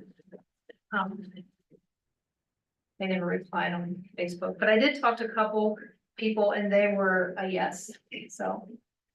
But it sounds like maybe the one that was a rumor on the Facebook was a no, but. I had a conversation with an individual who simply was not aware that the money, from the past levy was passed in 1984. It was sort of. She just simply didn't know, or he didn't know, and, they were together. Anyway, it was kind of interesting to have them see how long ago, and then went into, a discussion about the money coming from the general fund, and if that goes down, and some of the services are not as healthy as they could and should be. So that's, we have a learning, project ahead of us. One of the things that I mentioned with somebody I was talking to is, can you run your household on a budget you had in 1984? Ooh, that's a slam dunk. And it was like a Wow. no. Wow. That's That's a the great last time way. we passed, it was 84, and you cannot run your household on what we made in 84, I had started it. Wages, perjuries. I, the shit, no, no. Plain and simple, it was. Say that. I worked here. But with all that being said, I think it is positive and people will probably vote yes from what little bit I've heard from people. But, me personally, my conscience could not pass what we need, which is the large 10, 12 mil. My conscience couldn't do more than renewing the 84 at today's value and hoping down the line we can do something else. Cause people are fixed income, or it's gonna be a big jump as it is with the economy, with the inflation, people have to go to the grocery store. If things turn around and gas goes down here in a couple of years, things turn better, revisit it, but and a definite yes at the lower entry level. Which is what? We can, oh, go ahead. Good. Well, you can renew at the current value, or the current value should, Deb also figured up at 2%. 2% plus 2% on the current value. She has it on the sheet that she passed out. Do you mean moving it to current valuation, the same Yeah, millage, or do you bring the mean current levy to today's valuation, also add a 2% mill. a 2 mil? 2 mil, Yeah. yeah, Mill levy that was to one that. of the choices. Yeah, and that was kind of the middle of the road. It wasn't the high, it wasn't the lowest. I would try to just redo, if you put it on the ballot, I would say, renew at current value would probably fly right through, but. Okay, so just to give us all some perspective here, so one of the things we talked about was just bringing it up to current valuation, so that'd be 5 mil in today's valuation. Another option was the extreme option, which was going for millage that would actually cover what today's Which was like appropriation, which was 7.3. yeah, so almost 11 mil. And then another thing that was discussed was current valuation of 5 plus 2 mil, so would be about 7 mil, which would be, a little over half or so, a little more than half of what we currently appropriate for police. So I'd like to also just put one little thing into this dialogue and put Solicitor Hunting on the hot spot for a moment, and that is talking about backing into dates. Could we talk about that a little bit? So do we need to be making a decision tonight, or do we have a little bit of time to do further reflection and discussion with residents? Well, we would have to have something certified to the Board of Elections, and I forget whether it's August 7th or 9th. Yeah. But there's a process of back and forth, so I don't know that we need a decision tonight. But we can't dally much longer. So if we had a motion, I'm just spitballing, if we had a motion, to draw up legislation by the end of May. That would give us a little bit of time to do that work and then have 3 readings, and that would be tight, right? That would be Yes. really tight. Maybe we can revise that to mid-May, like 2 more meetings or something. Yeah, I We would only have have to 2 review the meetings, turnaround, the auditor's office and Deb, That's close. that's gonna be close. That's my concern then, right? So we need a motion tonight, is what you're saying, because we're entertaining having 1 council meeting in May. Oh, yes. Yeah, I think with the 3 readings, I mean, we'd almost have to have that legislation passed by the beginning of the. We need it passed, I think, a month before our deadline date, Yeah. not more. And that's depending if there's anything else the auditor. Let me just, so I want to make sure everyone hears all the questions, all the answers. So the question is, what about suspending readings? I think that we would be wise to give our residents all 3 readings to come and give feedback. Does everyone understand and agree? Okay. I agree. I think that, I mean, there's some situations where we have to waive readings, but in this particular subject matter, I think it would require 3 readings. Tell me if I'm wrong, we could say 3 readings, but if we get 2 and are already down, we just think we need to make them.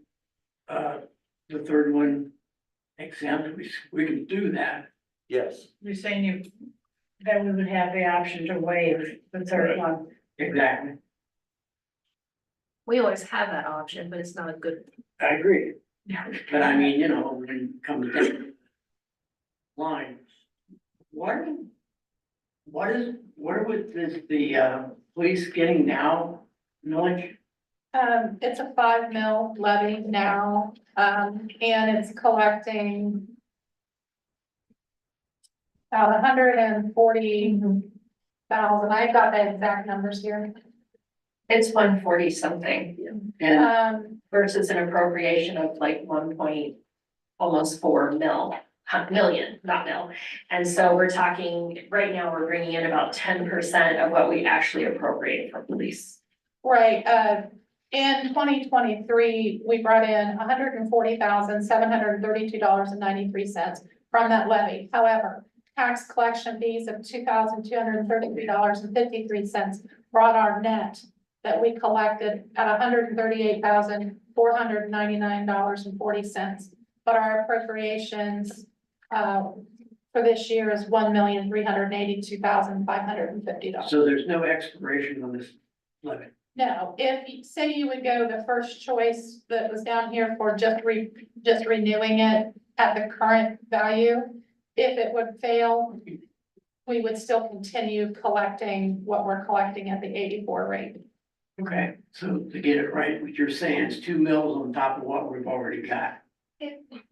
That's as far as I would be willing to go, but my personal opinion would be to just renew the levy that's already there at the current. Well, that's what I'm getting at, it's not a renewal, we're just That's one of the doubling what choices. we've already taken in. That's one of the choices.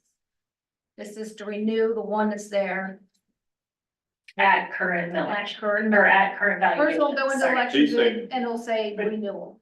But if It's there's gonna no be 5 expiration, you're not renewing it, You're just add to it. you're renewing it at today's valuation versus leaving it at the 84 valuation. Right. How So, would that read on the election? I think the solicitor needs to. yeah, may I hear, we keep using these terms renewal, which is not legally correct. Right.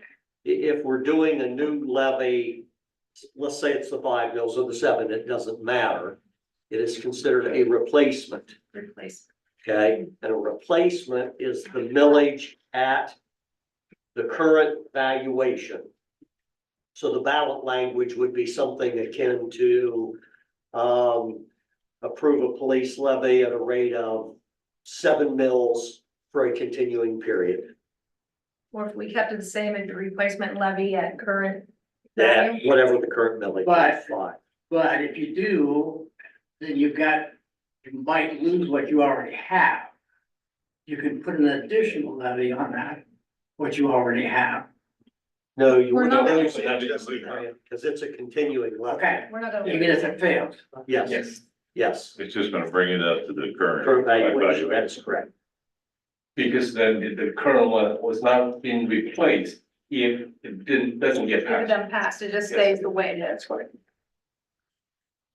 In 84, it was $10. In Well, I understand.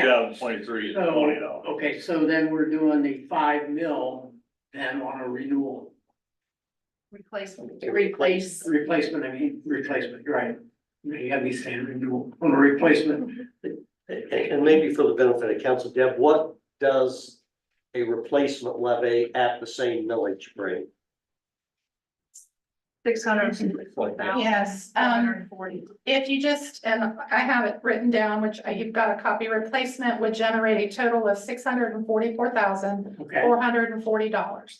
And this would cost the taxpayer $175 annually per $100,000 market value. So instead of receiving the $140,000 that we receive, we would receive the $644 and then minus tax collection fees. The other choice we had on here, I mean, they were just suggestions, and you can do a lot of different things, which was to generate the current budget amount that we budgeted, it would be 10.73 mils, which would generate the 1.382 million. And that would be not taking anything out of general fund, that's just like. Right. Not the first year. Right, correct. Oh, right, well, I understand. Yeah, that's not just We going wouldn't get there that money here. until after the first year. Right. Well, even as. Well, no, It you increases wouldn't get it till every next, year. December. And then the third was, and I just threw something out there just to have replacing it, but then also adding an additional 2 mil, which then would bring in $902,216. With a cost of $245 annually. Meaning 6 mil.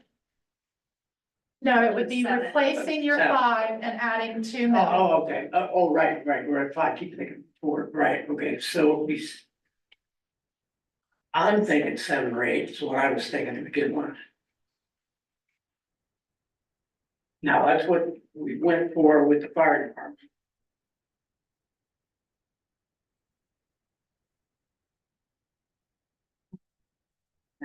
So I'm interested in a levy that would pass. And I, based off of what the conversations I've had thus far, which my view probably is only a couple dozen conversations, which certainly doesn't represent all of our voters. But I think that there is an apprehension, and as I mentioned, it's about a third yes, a third no, and a third, I need to think about it. So, you know, it sounds like you had a more favorable proportion. I just want to make sure that we are putting ourselves in a position where we've taken voter feedback and we've shaped our ask according to what they feel. Now, ultimately, I don't get a vote unless you tie it up, but I just want us to consider that one of the topics I would talk tonight about is stormwater utility as well. I think that we need to keep in context of what we're asking each of our residents to pay. So a little bit of caution is all I'm asking for. That's why when I brought this attention to the mayor and to the administrator, that's why really the main focus for me was at the minimum, it would just be great if you just asked for the replacement. Because I know that It would help out tremendous. it would help. Would it give us the budget? No, I don't expect that. But it would help if we did have a drastic loss in income tax. At least they would, we'd have to make cuts, but they wouldn't be as drastic. I mean, they would really go from it would help. Obviously, I know that you're going to be asking more of the residents and keeping that in mind. But I gave you the other two just so you could see as a comparison what you have. What you decide to do is up to you. But all I really wanted was to at least bring it to your attention that we're collecting on a 1984 rate. I don't think it's, I mean, I personally don't think it's much to ask to at least bring it to today's current valuation. That's at least the minimum. That would be nice to at least give the voters an opportunity to, you know. speak on that. Thank you. And so Solicitor Ante, this is a appropriate question. Is it appropriate to just do a straw poll to say where each person might feel right now? I don't know. Is that allowable? That's appropriate. Sure. Okay, so would folks feel comfortable just kind of saying 5, 7, or 11 where you are, just to get a feel for where folks are right now? Because if we're all on the same number, then I'd like us to just move forward. And I'm gonna put the council president, who's avoiding eye contact, on the hot seat. I'm not figuring here. Okay. Slide print. I would say replacement. So you say 5 is what I just heard. Thank you. I already said, it wouldn't bother me to go 7. Okay, so I heard a 7, I heard a 5. I'm at the 5. 5, 5. 5, 5. Okay. I'd like to comment that we're all in agreement that the economic status is hard on the families. And knowing that we are contemplating a stormwater utility, I think that's a critical point that we need to emphasize when considering this.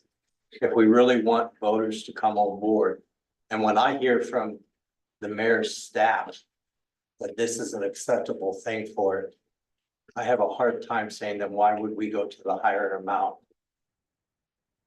Given the overall view of it.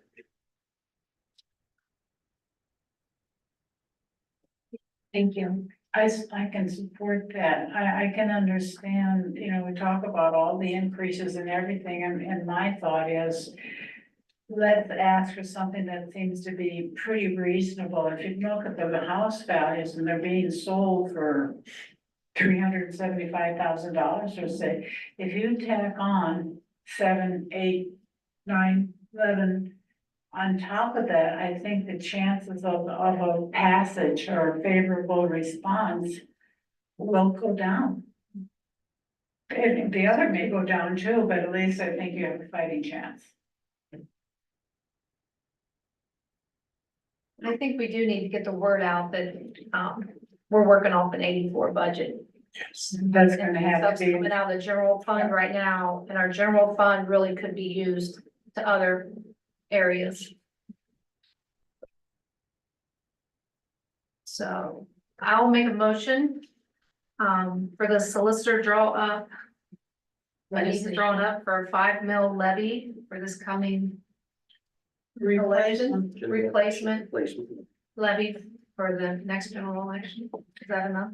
I would say. I'm glad we would do it tonight because I really don't feel like being pushed against the deadline because you're more liable to make errors one way or the other. And I would like to get it out there in the newsletter or on our Facebook page somewhere to let the residents know that it's coming, to come to the meetings if they have questions or comments. Okay, so we have a motion on the floor to ask our solicitor to draw up legislation for a 5 mil replacement levy that's continuing for police. And that's from Councilmember Chapman, tried to call you Carpenter just now, getting the C switched out, and we have a second from Councilmember Porter. Any other discussion? Anything else we need to consider from our council president who had the dissenting opinions? No, okay. Just want to make sure you got your piece in there. No, I'm Okay, just trying to see when our, if we do 3 readings, when that date would be. If we do 3 consecutives and count the combined meeting, It could be the 22nd of May. No, well, then you have You to, can't count the combined meetings. Then it will be then in June, at the end of June. beginning of June. Not when I'm done Yeah, with fine. it. We need 3 readings, so we have a new one with the, May. Again, let's not anchor to that because I want to talk to you about a meeting that we have coming up. Might be right, 12th of June. Oh, Okay. okay, we need that. No. Other than dates, is there anything else we need to discuss about this? Okay. Roll call, please. Mrs. Stone, Yes. Mr. Wolf, Yes. Mr. Carpenter, Yes. Mr. Knight. Yes. Mrs. Porter. Yes. Yes. Thank you, council. The next item on our agenda here is occupancy permit fee. And, I would just, do you want to address it? I'd be happy to. Okay. So this has been quite the hot topic in the village. Where do I start? Since I have started, I have slowly but surely tried to implement code, even if it's something that hasn't been happening for a period of time. Getting things in order so that we have some efficiency in the department and some consistency in how we're handling things. One of those is occupancies. There's a business rate, it's listed on the fee schedule, that it costs a business $100 to receive their occupancy certificate. It does come with a couple other steps, including getting the fire department approval for their occupancy. There is also an occupancy for residential homes. This is not an annual fee that residents receive. It is a one-time fee when they move to a new residence. A lot of times, the main times that we're seeing it is, for instance, with the Pulte Lake Forest new builds, and that's because Pulte reaches out to us and they actually pay the $50 for the Lake Forest homes. Now, residents that are moving into a new home, it was listed, the owner moves out and a new owner moves in, they fill out something called an occupancy application when they come into the office, when they're setting up their water billing, when they're getting the welcome letter and whatever else they might be getting when they first come in to establish residency with the village. That occupancy application is supposed to be with a $50 fee. So in the efforts to get compliant with those things, new residents have been receiving a $50 occupancy fee. That has created lots of questions as to why they have to pay it. I know some of you have been asked that. We've gotten several calls into the office where I've explained that. Some have said, okay, just didn't know and paid. Others have had issues or concerns in doing that. So that being said, after speaking to the mayor, I wanted to bring that forward for discussion because you've hired me to do what is in code. And so I will continue to do that unless I am instructed otherwise by all of you. And so that being said, I want to have some discussion about how you feel about that. So if I proceed with this or if I draw back, I understand the direction you want me to take. That is just if they buy the place, if they rent a house from you, So when a new renter comes in, they will pay the occupancy as well. I say that. Okay.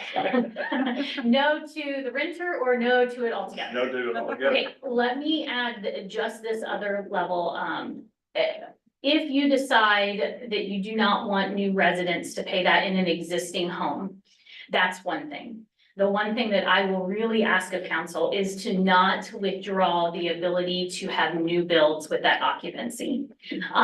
For instance, we have condos being built, we have apartments being built, we have when if Pulte proceeds with that occupancy permit is that last layer to make sure things have been done correctly and that they can move residents into those houses. So I do not think it is favorable for us as a village to eliminate that component. I think we'll get ourselves into some situations that the new residents don't want to have to deal with either. So that is the only exception I would really stress that I think. I is have no important. problem with that, as Okay. far as me renting a house to somebody and them paying, no, So like they're in paying an enough already. apartment building, would the What's the one? person have the apartment building pay the whole thing or each unit of that apartment when they? So for instance, I haven't had the apartment situation happen, so I'm gonna have to do a little more research on that. But for instance, like I've been reviewing the files for Cumberland Meadows because we're working through that second phase. The developer in that situation, because they're new, they paid the occupancy on each condo. And then we released that occupancy permit. The only comment I had is when it was brought to me that I seen the bill and it just said, the fee. And it kind of caught me off guard. It's like I needed something to reference. And I kind of wish that you would put like the reference on there where that's coming I from. could not agree more. Right, That's I looked it up. actually a discussion we had that not only would, if we move forward, I didn't waste any time doing it this week until I had this conversation with you, but if we would decide to move forward, the invoices will definitely have more adequate description. But also the application's going to be revised so that that's very front facing as soon as residents come in. Nice. So both of those things will absolutely happen depending on the outcome of this discussion. This is not retroactive. No. So it's been, for instance, we just approved a fee schedule, a new fee schedule that's going into effect in June. Those didn't increase, but it reflected on the old fee schedule and on this new fee schedule that there is an occupancy fee for And how both is that? residential and commercial. How has that changed? It hasn't. That's why But I've it's been, being proposed. it, And so who's the author of this? Enforced. it's actually being enforced. Yeah, it's And been that's sitting the there, right? This is a. And I should add, I have talked to David Mosier to make sure that I have not misinterpreted anything, who is our zoning attorney, and he confirmed that we are adequately interpreting code. I don't think that an occupancy fee is unusual. I think that's pretty commonplace, isn't it? I have seen that, in a lot of circumstances, and again, that's why especially those new builds, it's that kind of last layer of protection before we're saying you're good to go to allow people to live here. So I missed some. It's been on the books, but we haven't been doing it, but now we're starting to do it. Yeah, the only place that I've seen it implemented, at least in the last year, is the new builds, being invoiced, or I shouldn't even say invoiced. Pulte reaches out to us for those final occupancy certificates and remits payment to us. And we can't turn anybody down that would put in for a house or whatever, right? For occupancy. I mean, if there's some reason why, like, for instance, they come in and they say they wanna occupy a house that is inhabitable for some reason, like we know that it's a condemned property. Or if they're No. past, they haven't been paying their bills and stuff like that, do you look into that? Yeah, we part too? can withhold issuing for certain circumstances. That's a situation I would always consult David with before I said, we can or can't, but it is a layer of protection with some of those things. So I just want to point out that this is a really specific instance, but I think we need to be prepared that we've had a change of the guard, right? And so I have been very clear that I want us to implement and enforce, as so many people who I spoke with last summer said, why don't you guys do anything about X? Right? So some of this is the result of having team members digging in and saying, you know what, this says that you're not allowed to do this, we're not going to do that. Or it says you're supposed to be doing this, we're going to ask them to do that. So this, I do not expect this is going to be the last time we have this conversation, hopefully on different items, but my point is, I think we need to be prepared. There will be more things that we're ultimately enforcing or asking of our residents that are in the code. I think we just need to be prepared that that conversation may be, yeah, we need to fix the code, or the conversation may be, yes, keep going. So I just want us to be mindful that this will not be the last time we have a conversation like this. Councilman Nauer's question about the rental, that actually brought something to my mind that I'd like to follow up with more information at a different time. That I want to check with David, if that would be okay. Again, David Mosier, our zoning attorney, to make sure that by eliminating that, we don't create other issues as renters are coming in. I want to make sure that if that, I want to make, maybe we should be handling it differently and working closer with the owner versus the renter, but I don't want us to put in a situation where if I can use that as leverage to make sure that these houses are appropriately taken care of before they're renting them, that's also something that's coming to mind now that you've asked that question. So you're gonna come in and inspect my house before I rent it to somebody? At least the outside of it, maybe. At least the outside of it, maybe. We gotta see what the power is with it. I just don't wanna eliminate or tie our hands and then we're That would come to me. big. So I'm not saying that it won't still be a good idea, but I would feel more comfortable checking with him to make sure I'm not causing additional issues. So what was the past? I can't answer that question. I'm not sure. I just know that it was not being invoiced and now it is. I can tell you that the rental property I have, this was not a thing before. And I haven't heard from anybody, oh yeah, I had an occupancy permit requirement when I moved to Hebron. I didn't have one when I moved back in, so I think that this is a significant shift for sure. I have a question about itinerant lodging, i.e. hotels, motels. And at one time, some time ago, maybe 2 years, there was an applicant to do residential hotel, as in long-term. Extended stay. Now, who issues that residential occupancy? So it's not residential in that matter. I'm not saying that it has to be per room. But somewhere along the line, either, say, a fire department, somebody has to make an inspection, and if they're there for a week or 2 weeks or 6 months, certainly that, in my opinion, that is occupancy.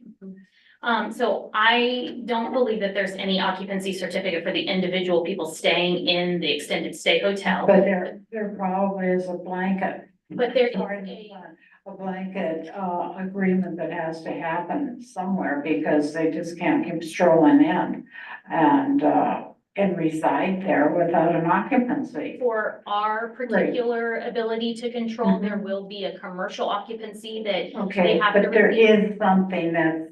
And the Yeah. fire department has to send us an approval before we issue any occupancies to businesses. So there would be one occupancy for the entire structure. As far as An our zoning, occupancy, permit. as far as our regulations, yes. I can't speak to if there's additional regulations that the hotel Yeah, has. because that would probably require a different rate if we have $100 for business and 50 for a new bill or whatever. Then we either have that or we need to create it. Mhm.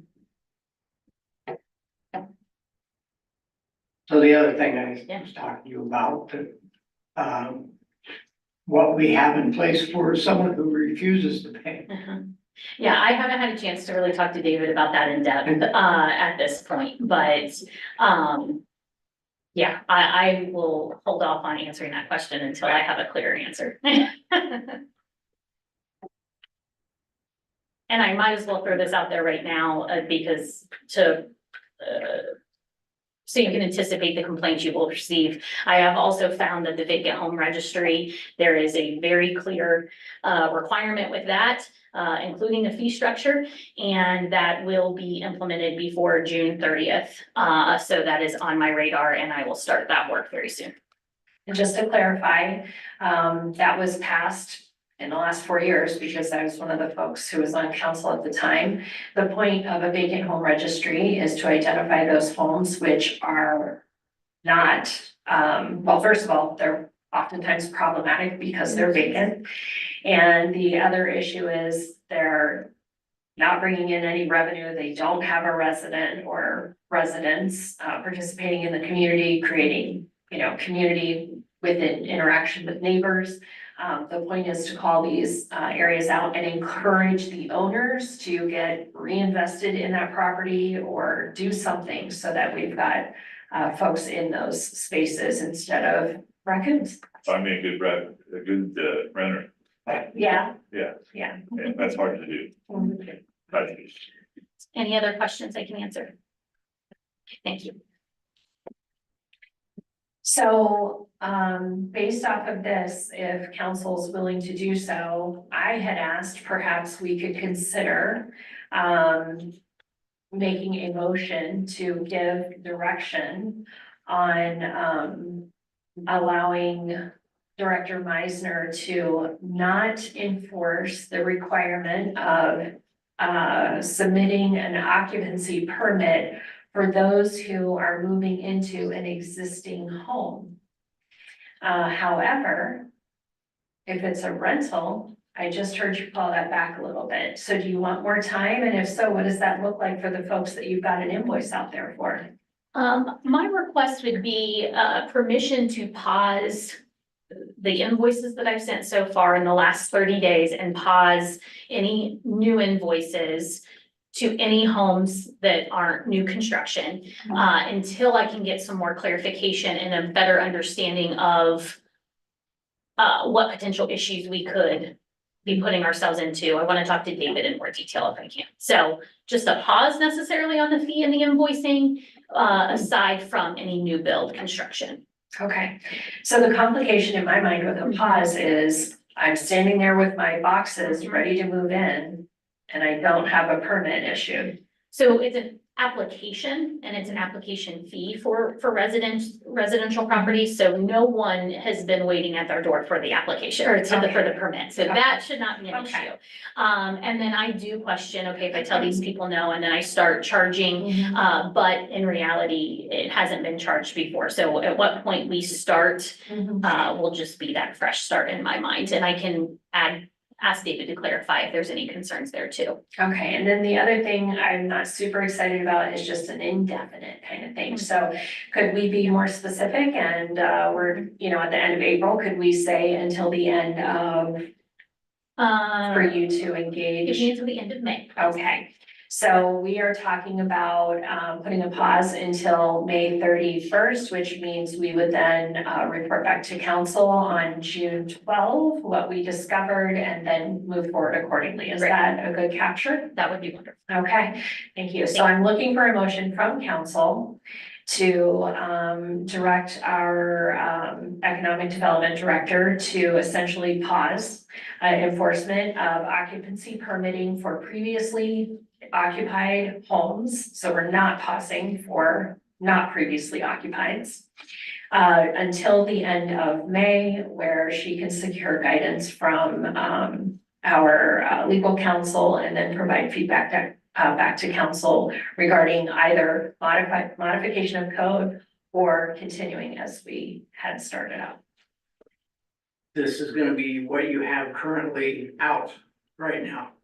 Pausing that and additional. Correct, which I've had conversations today and with a few other residents that we were having some dialogue tonight, and then I would follow up with them accordingly. So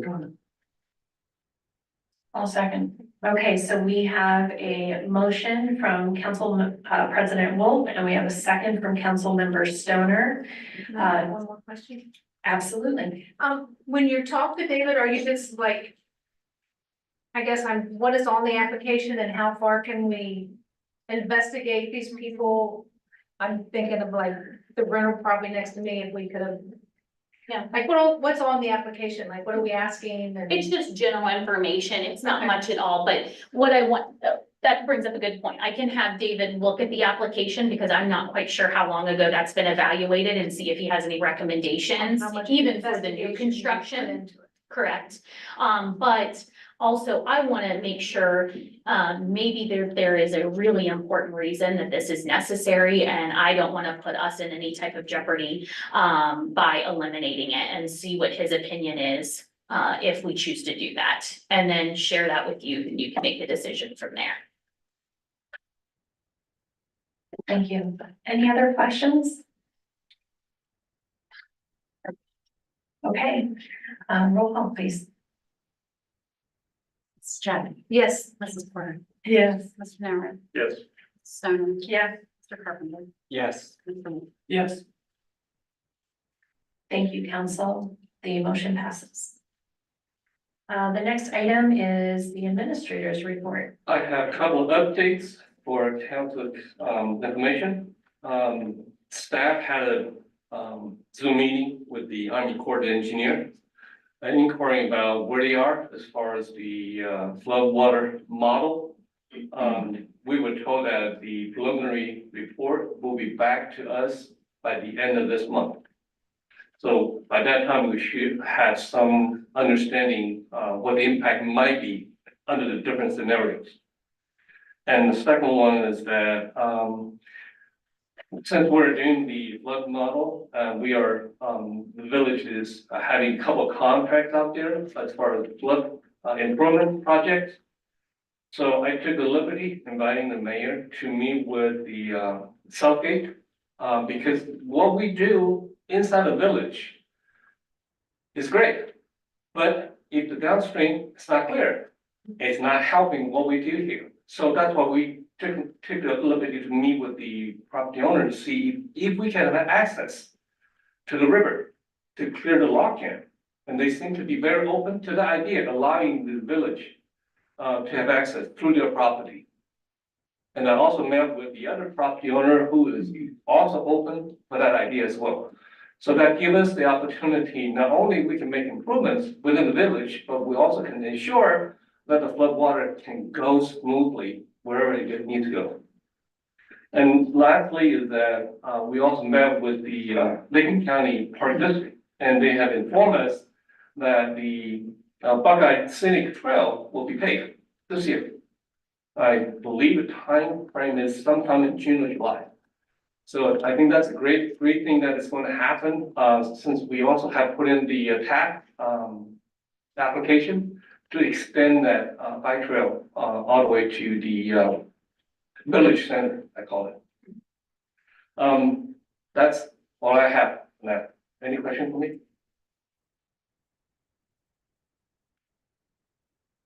Thank you. Thank you. The next item we have, council members report. And bless you, council president on the spot for the last one, so I'll put an empty chair on the spot. Nice, she outplayed us, yes, okay. So I'll put council member Neuer on the spot. Okay, thank you. Council member Chapman? I have a couple questions. The pile of dirt on North High Street, is that supposed to be removed? Thank you for asking about that. That's actually something else that we discussed with Southgate. I just want to say that was a refreshing conversation, and I couldn't have asked for a better meeting. I was a little sheepish asking about it because it was our first dialogue, and I hate the first dialogue to be lists of asks, but that's what it was. And he actually was very gracious, and he said, you know what, I just drove through the village a few days ago and I saw that and I thought to myself, we need to clean that up. And then he said, and I totally forgot, and you mentioning it, yes, you're right, we're gonna get that cleaned up. So that is his intention actually. And I said, there was greenage, like green stuff there. Now there are trees growing there, and yeah, so I think he realized this was a bit overdue. So I do anticipate that occurring very soon. Okay. My next question is, in the paper lot, a lot of areas and cities are putting in their zoning code to eliminate like solar farms and that type of stuff. We don't really have a lot of acreage, but do we have anything? My question is for like the zoning committee, if we have something in place to stop that, if we brought it up, talked about it, whatnot. Whatever question I have. Can I speak to that? Oh, yeah. Okay, so I don't know if anyone saw it. I did actually pitch that on social media, just to see what would happen. And the question that I put out there is, how do folks feel about solar panel farms? And I'll give you one guess what their answer was. No, okay. You can't So, drive out of town without seeing all the signs. so I think we need to do a serious investigation though, because our residents, their answers told me what they thought they heard as the question. They thought the question was, do you want to keep your farmland or do you want solar panels? And I think we need to be really honest with ourselves. That's not the choice that is actually happening. Farmers, folks who have that land, they are being asked to sell their property for very vast sums compared to what this land was worth 10 years ago. And so they're not really choosing, we're not really choosing between farmland or solar panel farms. We need to ask our residents, when that farm next to you sells, what do you want to see there? Do you want more neighbors? Which comes with its issues. Do you want manufacturing? Do you want commercial? Or maybe solar panels doesn't sound so bad, right? So, and I think most people just are against solar panels in general, and so maybe that's not a good fit. But we need to be honest with them about what they're actually choosing, because our comp plan should actually call out what that farm field could become if they were to engage us and move in the direction of rezoning. So all that to say, I think it's really important that we're thinking about not, do you want to keep farmland or do you want to move in this other direction? We need to find out, if we lose farmland, what should we be losing it to? If I'm a farmer, money talks.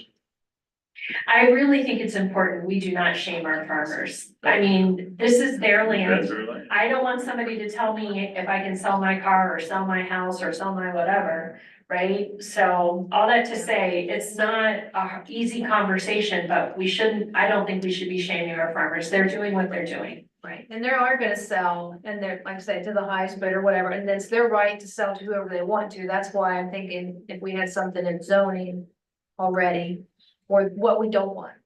Ask them what they do want, if they want, you know, houses, whatever, but we also know what they don't want if we had it in the zoning. So, So is that good? Would that be zoned M1?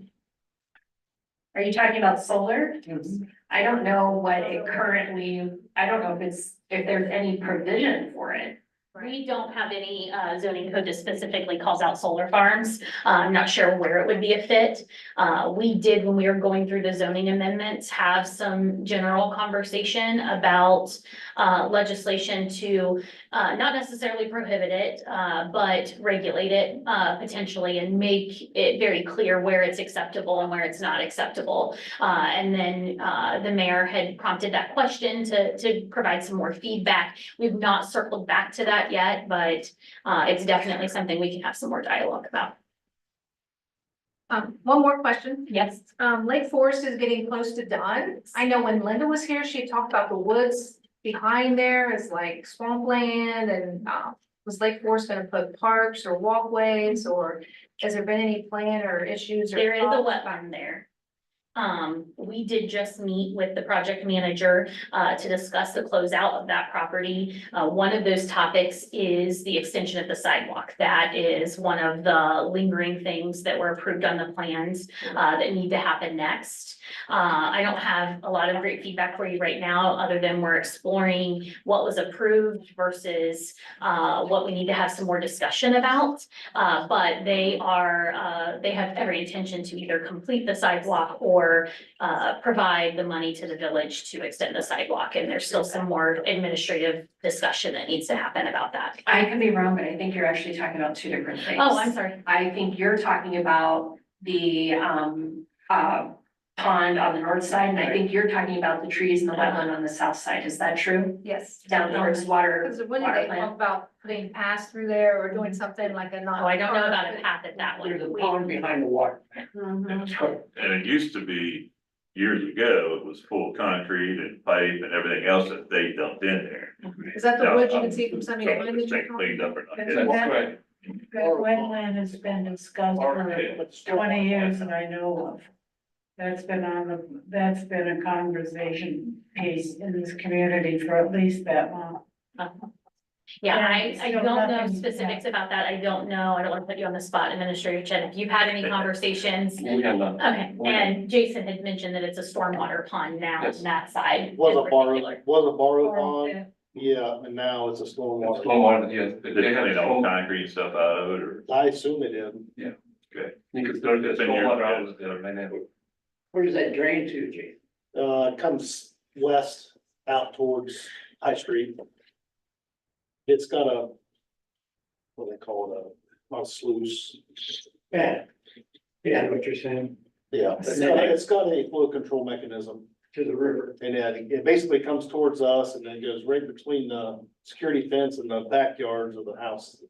Sit on, kind of down to South High and then wherever that way.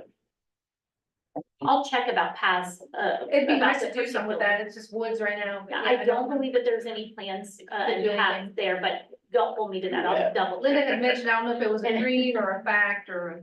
But I can tell you the HOA doesn't know anything about that. I met with the HOA president a couple of weeks ago, and he was worried about even allowing mowers to go between the homes to get back there to do their mowing diligence. So they're interested, I think they were feeling out if we would just take that over for them.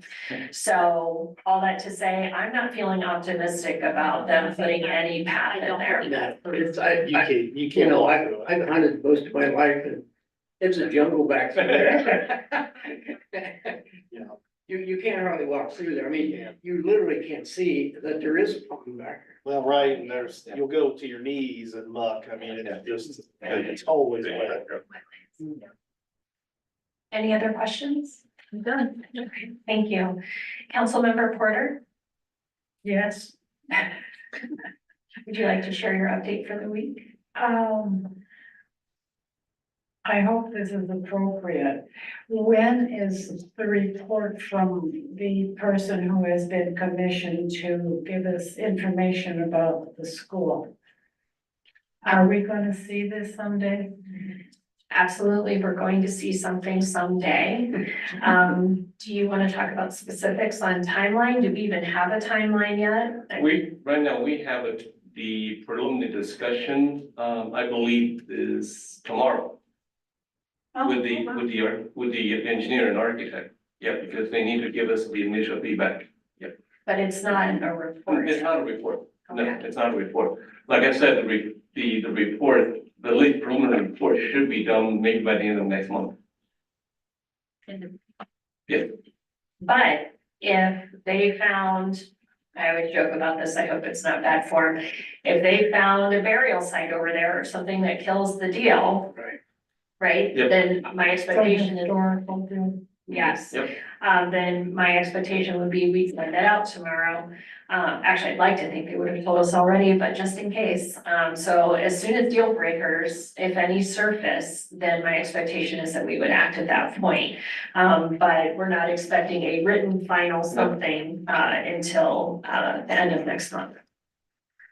Does that answer your question? That part of the question. The other part of my question is, personally, I need a lot more information about the expectation of what a positive vote for that acquisition would cost us. I am not in any way supportive of bankruptcy of this community.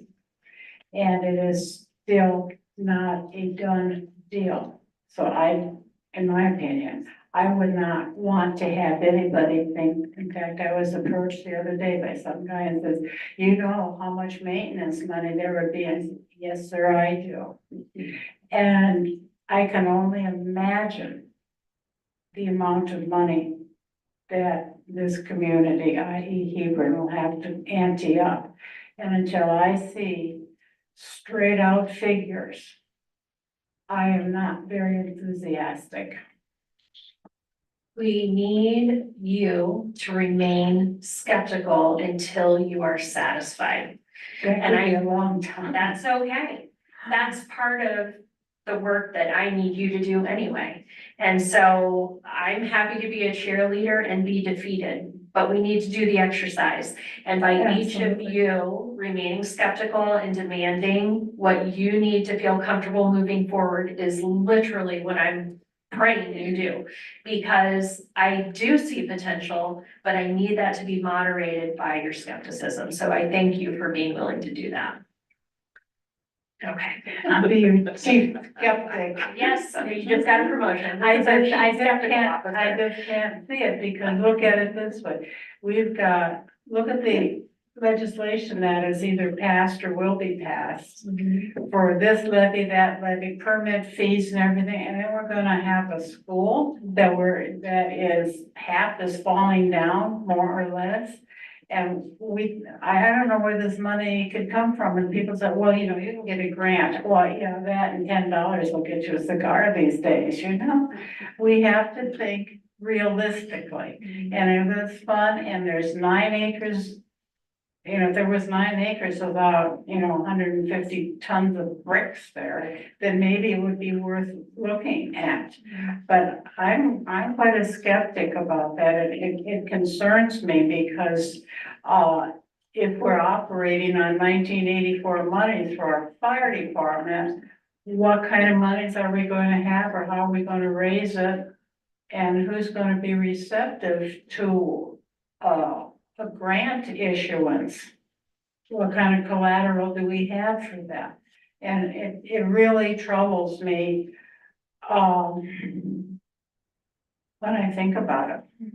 And I do a lot of thinking about it. I drive by every now and then, and I just, even though I know that that school is almost a shrine in this community, we have to be practical.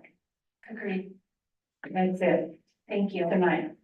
And I think the community is 50-50 also, half is a no and half is. You know, so when I want it, don't want it, it's 50-50 from what I've seen.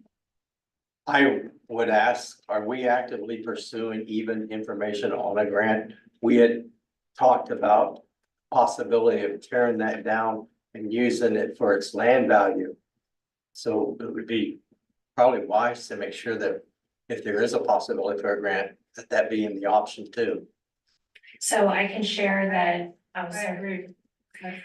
so I can share that we've already started collecting a list of the different grant opportunities and looking for any other type of like 0% loans or those types of things. So I think part of our goal is to not just present cost, but also present funding opportunities with very clear delineations, like it could only be worth this much, or we'd have to do these extra things to secure it. So that's definitely part of what we're tracking along the way. Or Yes, how much matching funds would be required, and which requires a payback and the interest on that. And, you know, there's just no end to the little fine lines that can happen. right. And that is, it troubles me because I'm not interested in going down the path of debt.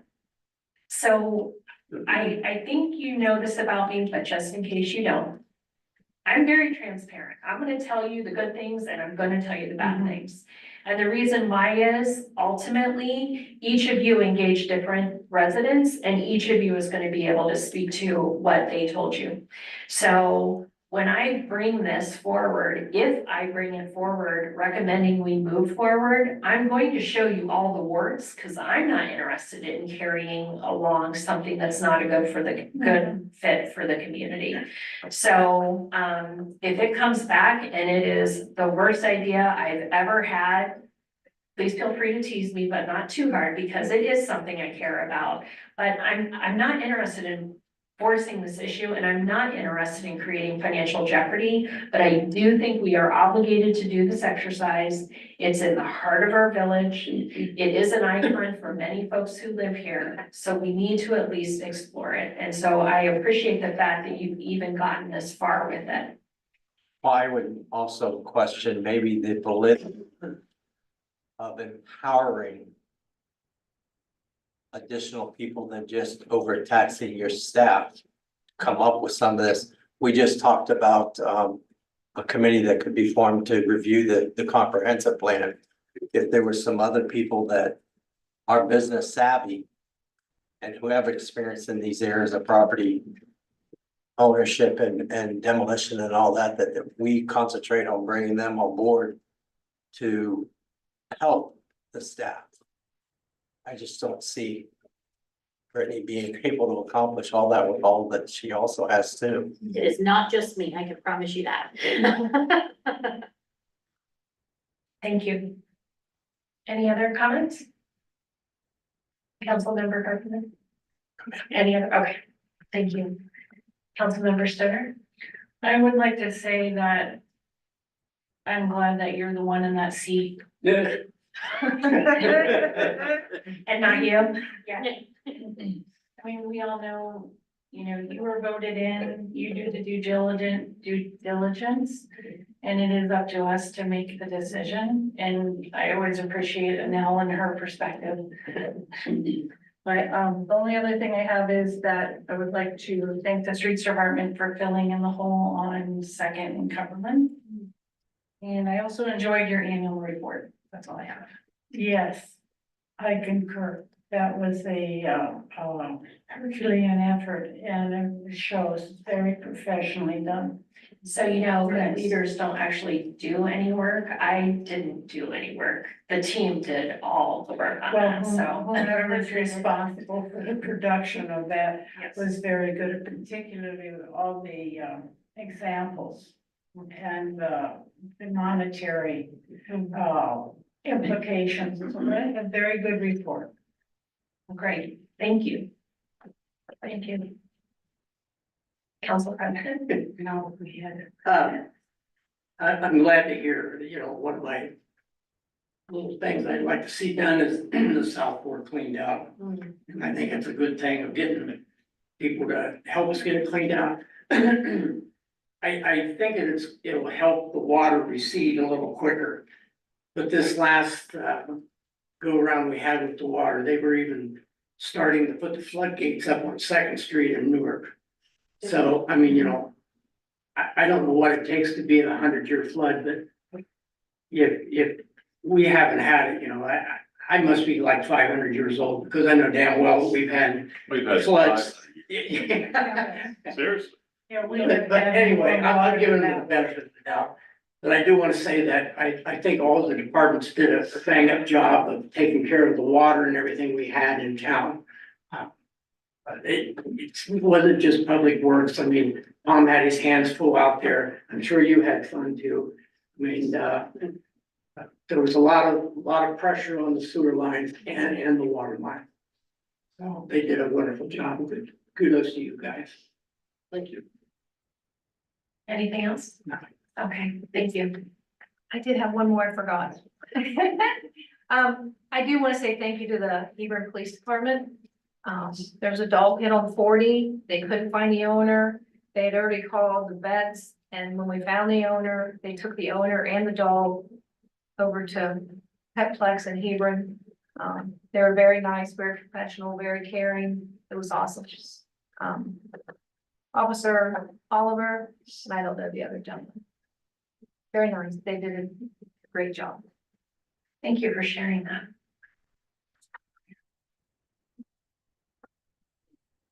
Oh, sorry, yes.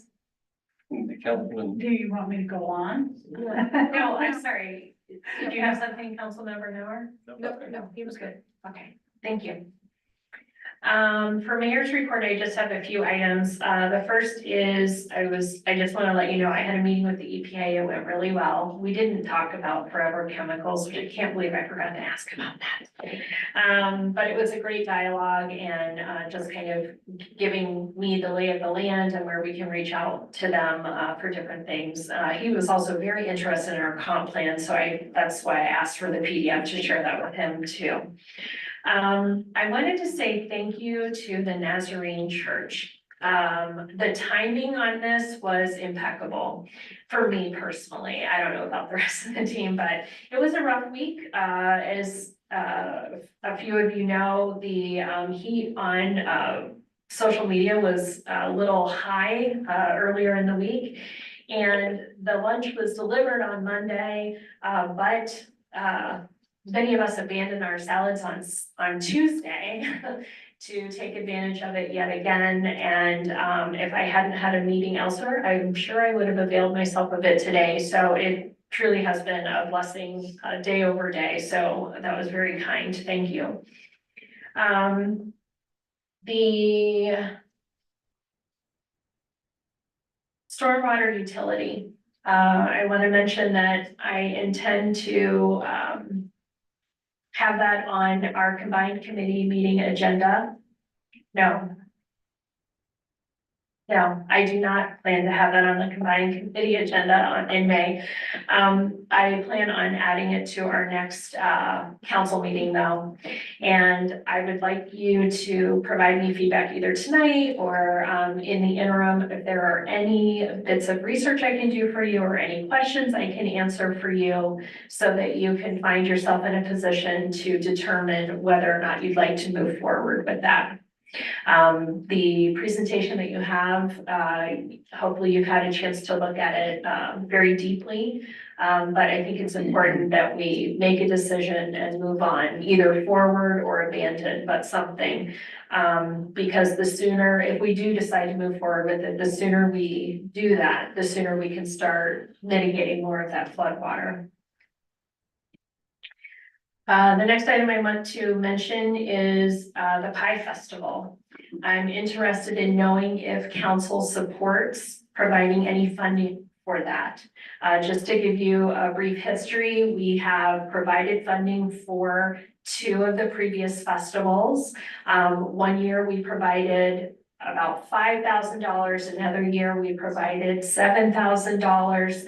I just want to get a pulse tonight if we're interested in supporting that, and if so, what number you feel comfortable with.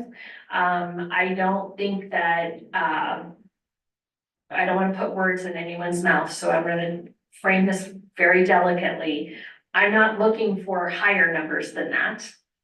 And I don't want you to be anchored to any number, but I would be interested in knowing if you would be interested in financially supporting the Pie Festival this year. Do you want to add anything, Director Meisner, or? I will say that when we were working on this community outreach calendar, I'll keep this brief. I was really evaluating if spending efforts or asking the Historical Society to spend efforts on a pie festival was feasible or not. But everything shows that a festival is a great way to bring the community together. When I started asking more questions about Pie Festival or what festival this should be, the Pie Festival does have a brand. I'm asked when I'm out and about in Licking County and not just in the village, I'm asked almost every single time if we're bringing back the Pie Festival. And so I think it has a great brand. I think it has a really great way of bringing our community together and showing what we have pride in. And I think we can, now that we can get some momentum and continue it year after year. I think this could be a really great thing for our community, especially with the ways that we're investing and doing other work now. The proposed date would be September 14th. It is a bi-week of, why is that? Because that's the pantry square option. Is that a new event? That is the bi-week for OSU football. Yeah. I know we've done it in the past, but Yeah. legally, we're allowed to have money. Yes, we've Yes. reviewed that issue a couple of times Okay. in support of economic development, community development. Okay, We would not be running it, it just would be a donation. okay, I just want to make sure I know we've done it, but Good question. We would certainly be providing support to it. And the team members who could volunteer would be volunteering if they want to. So historically, I know that water, public works, police, different staff members have been heavily involved in pulling that off. So I am also asking for that support as well.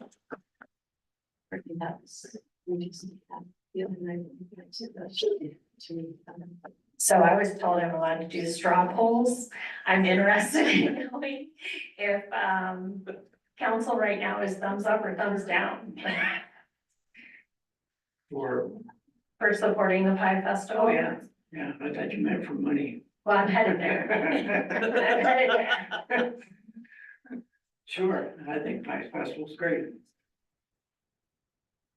Yes. Yes. Yep. Yes. long as it doesn't exceed what's already been, and I don't need 12,000, I need a top figure of 7. Sugar, that's where I was headed. That is definitely not where I was headed. I'm pretty sure I'd be a Brian K. one got ahead of the brain over there. Yeah. Since the state don't tell us we can have 40, we'll close 40. I'll let you negotiate that. Well, I would figure with the other night when, they wouldn't have a car. Why not have that in the park and then you have the pie festival where we've always had it. I mean, make one big party out of it, put some food trucks that run out on the park side. So I believe we're trying to figure out if we could leverage additional properties on the north side. My concern is about having people crossing 40. I mean, they're already crossing for Hebron Dairy Bar. But I think we need to be very cautious about encouraging people to be crossing 40 during that. I'm not saying I'm not willing to take it on. I just want to make sure that it's so big it warrants the extra effort we would definitely need to put in for pedestrian crossing safely. So could somebody put a number out that they feel very comfortable with, and then we can start the bidding? I would max out at the previous rate of 7,000. Okay, If we have 7,000 in the tip. What do we have? do you want to come and speak to that? Would you mind? I hate putting you on the spot, but I just need to make sure that, We have money in the budget. yeah, Well, the unfortunate thing is, when we did the budget last year for this year, there was no mention of a pie festival. It was talked about, but they said that there was going to be none because there was no committee to do it. So we didn't put anything in the budget. In the past, we had budgeted for it. So I really, the only way I can do it is if I try to pull from some other line items within the area that we would spend the money from, with using some cushion. I've been able to move a little bit in there to bring in 4,000. I'm looking, so, because I figured you'd be settling probably around 7,000 number. We have money in a contingency line item and a capital outlay, but this does not qualify to be spent out of those. It's not a contingency and it's not a capital outlay. So I'm gonna have to look to where we have some cushion in our contractual services, some of the other. And right now, $3,000, I'm gonna have to really look to where I can piece that out at. So that's where we're at right now. I'm just being transparent. I've been able to comfortably get 4 in there. I'm gonna have to look a little harder if you go up to 7. Do you have any recollection, am I speaking on a turn? please do. Okay, of what, communities, support that we had, donations? Because we're talking about some pretty heavy hitting, companies like, I'm sure Pulte loves us and a few others do. And it just might be that they'd be willing to come across with some cash. Because the village does not we do not run the Pie Festival. We are just a donating body to the Pie Festival. I can't speak to what they collected in donations from other entities, other businesses and stuff. I I don't know. wonder who would even have records, I don't know. So the Historical Society is the nonprofit that this Recent, is, that this is tucked up under. I think previously donations were probably somewhere around a total of a couple $1,000s. So there have been donations, but they're not huge, that's for sure. Yeah, I'm comfortable in saying that I think the village was probably the largest Yeah, donator absolutely.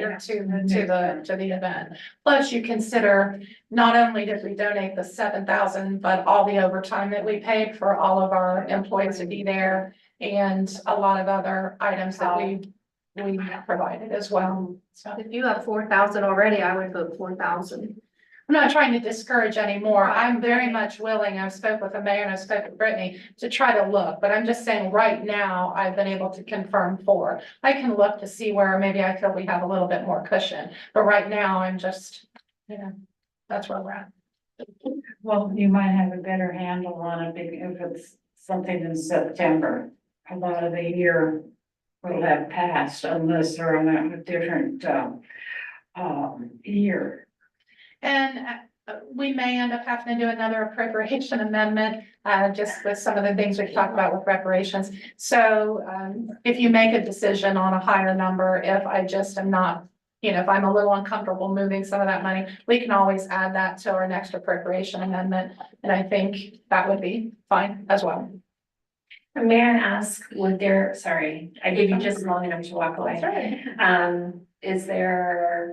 Would it be appropriate to ask council right now if they'd be willing to support an appropriate or support 4,000 with the understanding that you may come back in the future and recommend additional appropriation if that's reasonable and if council would support it? The reason I'm asking for that is it would at least give us a baseline that we could move forward, and then as you determine and feel comfortable, you could then recommend if you think it's appropriate to do additional funding. Yeah, I think a little more time would help. I mean, if you're looking at the $7,000 number, if that's what you're gonna go with, and I have a little more time, one of the things is like we've appropriated extra money in engineering in our administration fund. I'm not sure where we're headed with that. We may spend a lot, and use up what we put in there, and maybe we won't. I would maybe know more. And if we don't, if we're spending less, then yes, I've got that extra 3 I can pull from that to put in this line item. So that's kind of what we're looking at. And just right now, not sure where we're headed. We just did this appropriation amendment because we think we're going to need those funds. And another $3,000, we need a little more time to see where we're coming in at. Mayor, Yep. I'd like to make a motion that we, as a minimum, approve $4,000, but give our financial officer leeway up to, not to exceed $7,000. So she therefore finds it and she has a green light to go forward with it without coming back to the council. Is that appropriate, Solicitor Enti? Yeah, it's a little Loosey-goosey. unartfully stated, but I'm trying to think how we might back into that. Do we need an answer on it now in the committee, a commitment? Or do we have the time to wait? What I was looking for with the 4,000 was at least to give the Pie Festival group a chance to start getting some traction and make commitments for acquisition of tent and all the Sure, other things that we normally do. So at least give them something to work with, but yeah, that was my thought. We go ahead and give them the 4,000 and, there might be more, there might not. It might give incentive to look for other donations elsewhere also. Do we have any commitments from anybody who wants to put this show on, which is bigger than what you think it's gonna be? Oh, I know what it's gonna be. I've done I know, I've been on the end of that myself once in a while, not the Pie Festival, but other things. And what you think is gonna go like this, that's really guaranteed it will not. There will be something that you will have to do that will be unpleasant, but you gotta do it. So is there any interest, as you're aware, within the community, people say, I will count me in and all that kind of stuff? So is this a yes or no? So has there been interest? Yes. There is a committee, yeah. So there is at least a committee or a skeleton committee, somebody somewhere. Well, so let me just caution a little bit. Okay. We haven't gotten anything in writing, as they say, because we needed to make sure we had funding to kick this off. So this is like so many things. We have to have a critical mass. Yes. Of dollars before we can start getting a critical mass of humans. So, so yes, I've had verbal indications from many people, but until we have funding and a date and that type of infrastructure, I'm reticent to ask people to commit to it too strongly because I don't want to say, oh, we decided, again, that whole concept, let's not overcommit, right? So I don't want to ask for those commitments until I know we're going to be able to finance it. And I'm sorry, it seems like you want to say something. Well, I was just gonna ask procedurally, where are we right now? I think there was a motion Yes, Mr. Carter. to presently approve a commitment of 4,000 with the possibility or what, a pre-approval up to 7? Is that what you? Yes. Okay. I'll second that. Okay. Was that a reluctance to bring it back to council pending findings from the fiscal officer? Or just a matter of efficiency? Not reluctancy, just matter of efficiency. Okay. All right, very well. If he's happy with it, I'm happy with it. So We got a is, motion and a second. we have a motion and a second. So we have a motion from council member Carpenter. We have a second from council member Stoner. Any more discussion on this?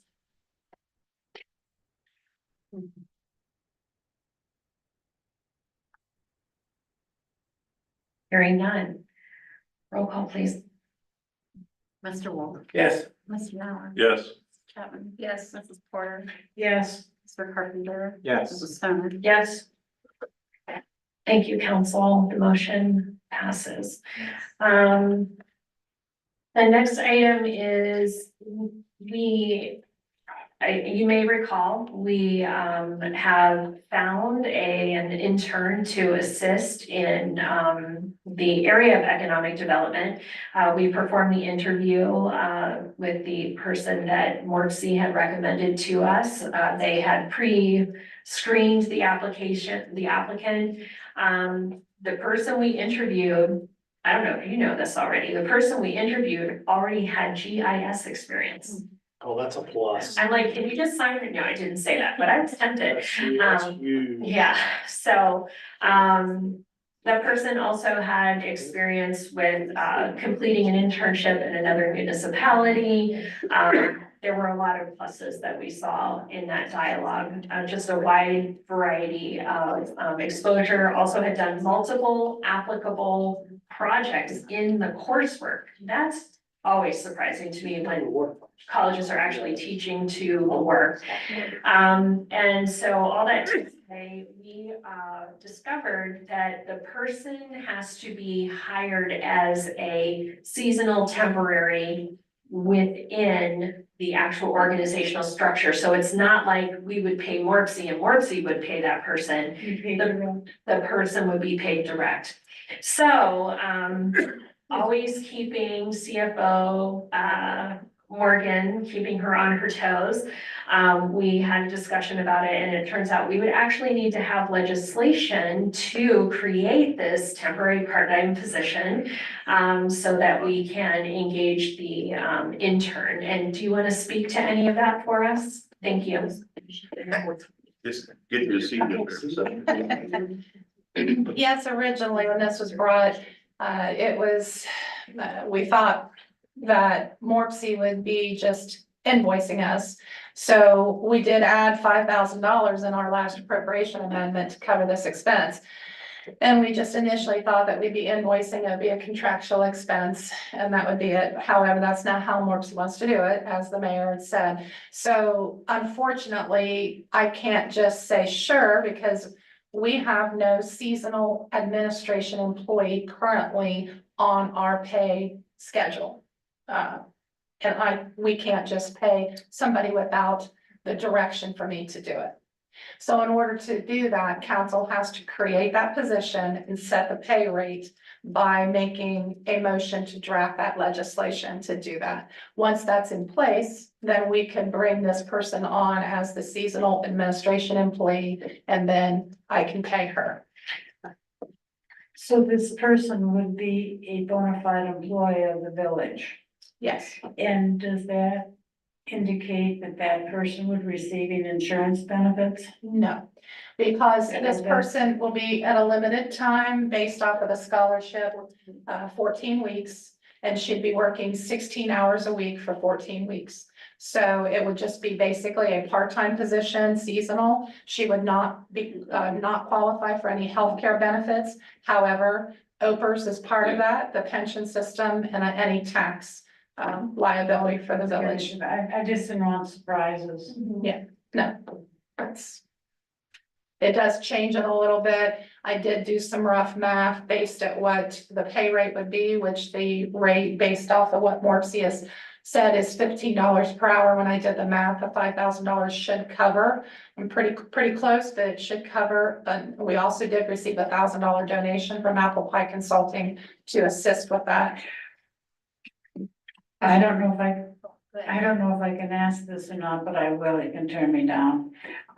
Does this person live locally? And the reason I'm asking that, is would this individual anticipate the use of a company car, unquote, No, there would be no use of the company car. for her commuting? No, Or not maybe at all. within her job, but it would not be involved with her commuting. She would never. No, she would never, not even within the job, drive the vehicle. There would be Okay, no- because there are interesting things that have happened, Has and I she, wouldn't want it to happen again. has she accepted? Or we've got to pass it before we offer it to her? We have an offer letter formed because Morpsey, a part of this internship program, prepares that. But they have not sent that or officially offered until we got to this point. Gotcha. In the process. Yeah, we didn't realize we were gonna have to do this, because like I said, originally it was going to be a contract with Morpsey. But this changes it, so. Is the delay of approving legislation gonna impact Um, availability? I've talked to them and she's comfortable. She's a student at Ohio State University and has another part-time job. So she is comfortable with the small delay and start. Now, just to make sure that you're aware that if you do make the motion to draft the legislation, the first reading, we would request that you waive the readings so that she could get started. If not, it does become, if we want to run it 3 readings, then it does make it really an option we would really be able to take advantage of. So, What would she be doing and where would she be housed? So the housing situation is going to be a challenge. I think you can see that by the limited space that we have. Currently Bonnie works from home 2 days a week, so that space could be utilized on those days, the conference room when it's free. We do plan on setting her up a desk somewhere, but she will be here limited hours. We have a entire list of more project-based or research-based items that she could help assist with.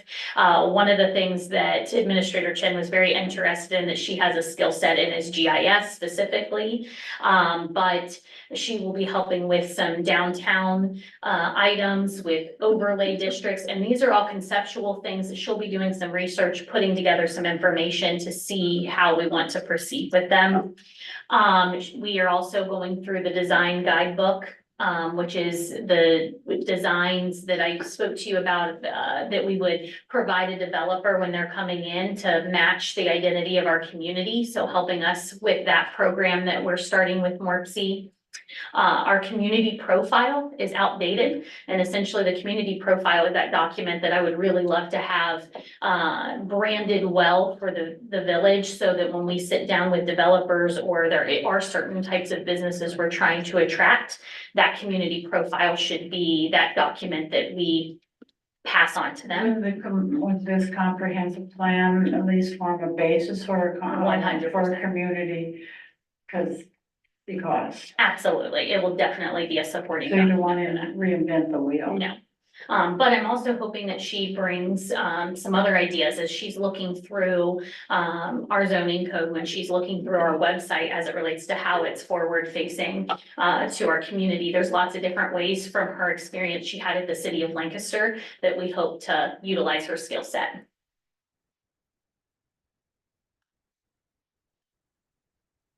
Find a place to put it up. Yes. Did we have your motion on the floor?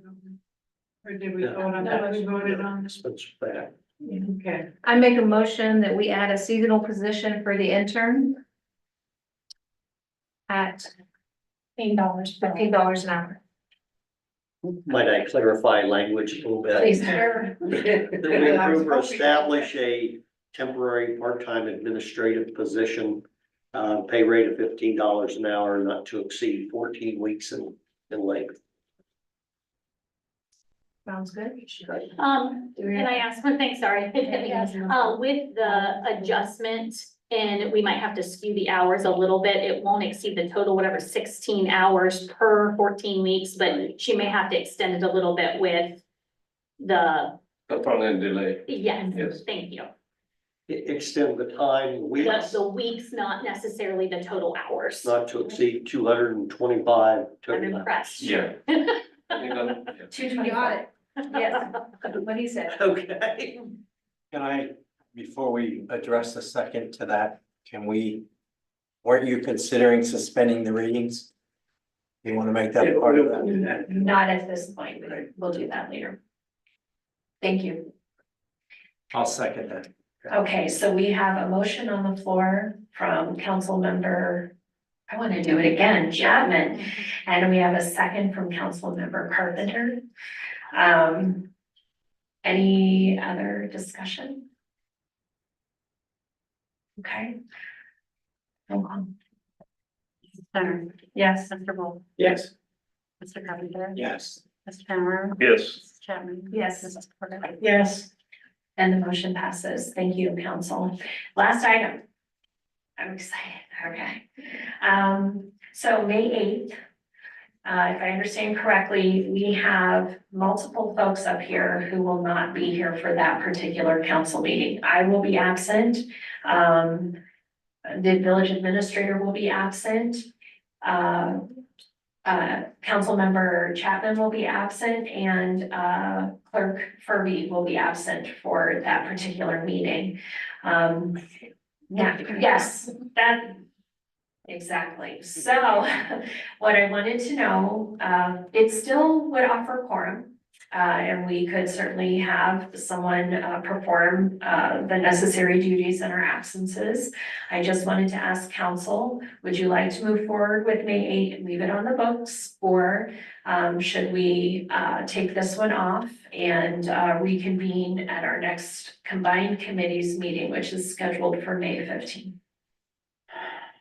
I just want to remind you that we will have the 3 readings in for the police levy. And that's exactly why I wanted to make sure we talk through this tonight. So if everybody you're saying is out, and let's just say one of us was then out, because he would have to run, would we still have quorum? You would still have quorum, yes, because you, let's say, you were not here, Councilmember Stoner. Right. We would still have 4 council members, and one of those council members would be running the meeting, but that council member still is at leisure to vote. Oh, So, yeah. You can always run it. even though you were running it. The only thing I would say is, any emergency measures, we would not have adequate Well, you have- coverage for that. Okay. Did I misstate anything? Okay.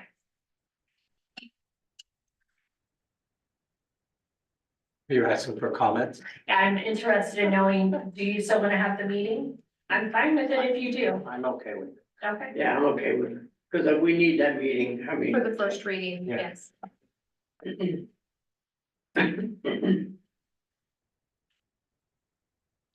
But we don't have to have that meeting. We don't need that meeting for the readings, correct? Just to be clear, No. we would want to miss a single meeting thereafter up until August, because we need to have them to have adequate time to get all 3 readings in related to the police levy in particular. Solicitor MT, is there anything you want to add to that? I don't want to create pressure for you. That's the other thing. Like, I just need to make sure that it's not going to create undue pressure on the levy side. No, I mean, we obviously need to move forward with it and say, So we'd have the reading on the 22nd of May, the Yep. 12th of June, Yep. the 26th of June. That would be our final vote probably. And then we'd have July for you to do any type of back and forth with the Board of Elections or anyone else, right? yeah, but I think some of that back and forth may happen before that, Okay. that process, so. We're gonna be right up against it. And as we said, we don't necessarily have to, we could have 2 readings, we could call it emergency. Emergency after that, Or, yeah, have 2 meetings and call it emergency. that's exactly. If only we had a resident in the room to give us some, she's like, don't look at me. Okay, all right, I won't. I am a little worried because I have A a sick sick, relative. so if for some reason I would have to go to Pennsylvania, we would not have enough. You would have enough. If one person was gone, one more person not there. Well, she's already not there. So right now, if she's not there, we still have 5 members. And If you're not there, then we have 4, and Okay. 4 is still enough. Yeah. All right. To And that would proceed. get the first reading in, so that would probably be the best. Correct. Right? You don't have to have a form for a reading, right? Yes, quorum, Have to have a quorum too. but 4 is a quorum. Yeah, okay. Okay, it sounds like everyone would feel more comfortable if we do have the meeting. I got no problem saying something. Oh, please do. So I do live on one of the last streets in the village where the prices in housing is like gone through the roof. My house was just evaluated at $300,000.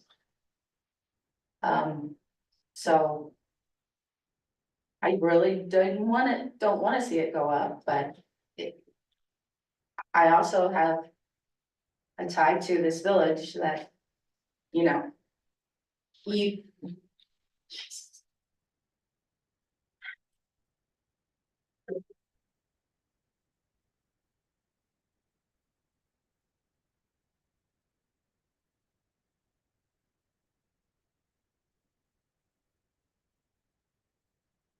The one thing he supported was this fire department, which he would hate to see what happened. And this police department. I just talked to 2 Newark police officers on Monday. Because I work at the Salvation Army and I see them every day. And they told me that they're losing officers right and left because Hebron pays more than Newark does. Pataskala pays more than Newark does. And it's because we have a better police department than they do. I would rather pay more for what we have and keep it that way. And Beth, do you think that we should have the 8th meeting so that we can ensure we definitely have plenty of time for resident? Okay. You have to. But it also breaks my heart when I have my next door neighbor who owns a pool who's complaining about his water instead of a police department.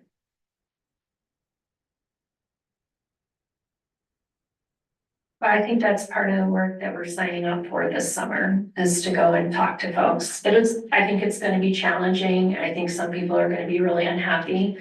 But we just need to have these difficult conversations, so. Cause I'm sitting here and I'm thinking in my head. I'm hearing Scott coming out of Annelle's mouth tonight. I mean. It has to be done. Thank you. Okay, so there we have it, folks. We are having a May 8th. And so Council President Wolf, you get to wear the robe and use the gavel, yeah. I look forward to your hot pink Yeah, suit. short meeting.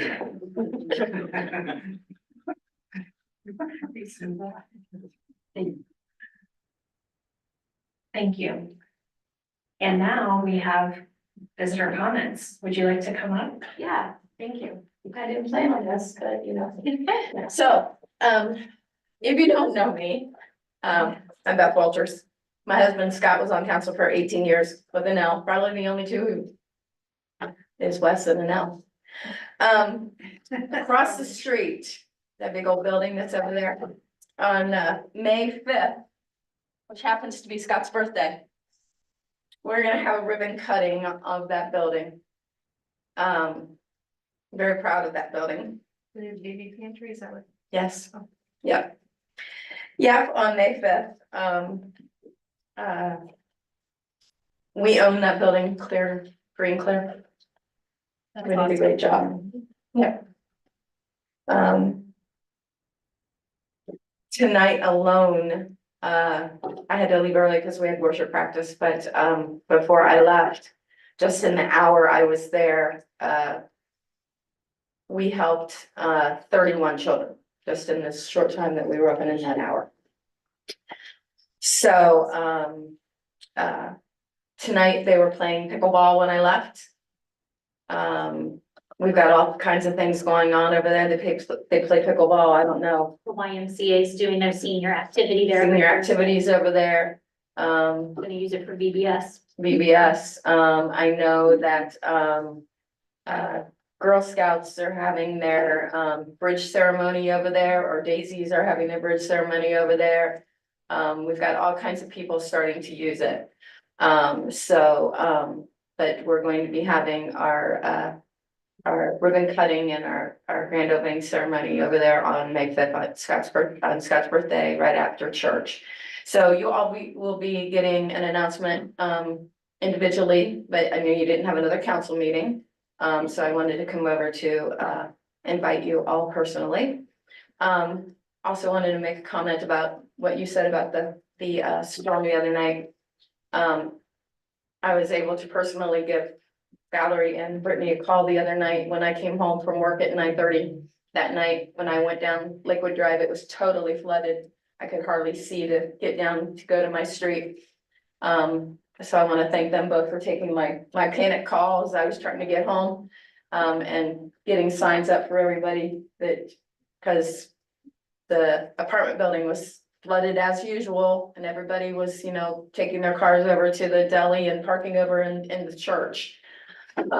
So it's one of those reasons why I still live in the village.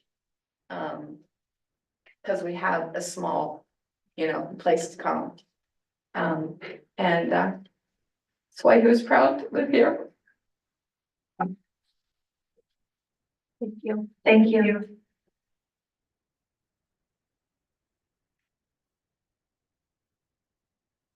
Never done this before, so. That's okay, I haven't either, go ahead. Okay, so can you explain what's happening to the elementary school in a way that like a 17-year-old would understand? So fortunately, we're probably in the same age bracket, so I can. Okay.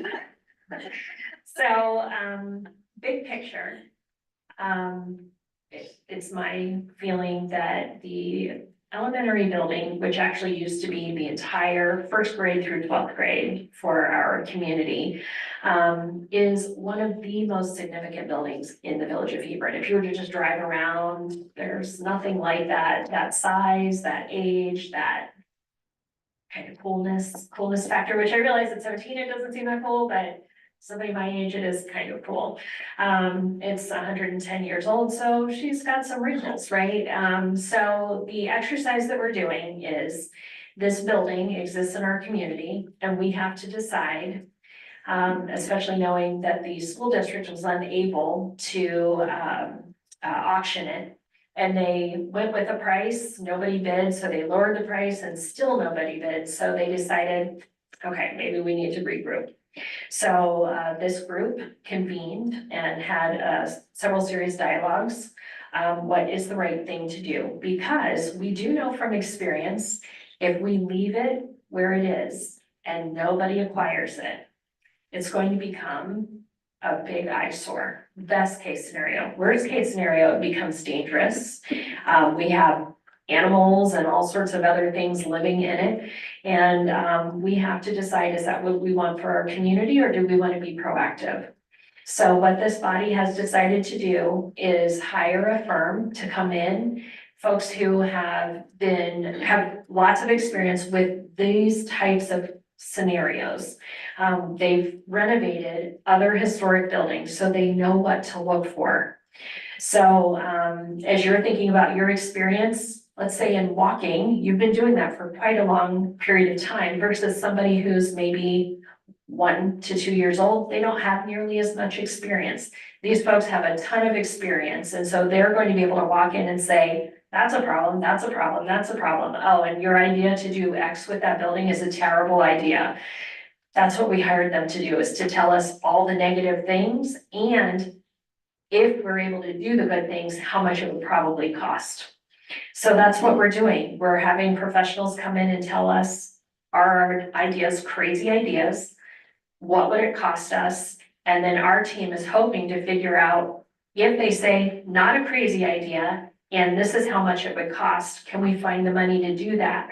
Without making it so painful for the residents to come up with extra money to cover the cost. So that's the exercise. It's really, really big. I don't think anybody on this panel has ever done a project to this magnitude. But I think everybody here has ideas about what it could be or what it shouldn't be. The other thing I'll say is that our goal is to ask everyone, including someone like you, what are your hopes for the building? And what do you think is the worst idea about this? Because if we can get all of that listed together, then we can do a true pros and cons and figure out if this is a good move. But I don't think anybody here wants to see it become dilapidated. And I think it's fair to say half of the community doesn't want the building to go away. So I think we're obligated to do this exercise, because asking one person to go find the funding to do all this by themselves, I don't think that's probably, nobody has that kind of money. At least I don't have that kind of money just sitting around to do this exercise. So that's where the people come together through the government to see if we can do this together. Does that answer your question? That does, okay, yeah, I'm part of the ones that don't want it to go away, so I just wanted to like see where it stands right now, so yeah.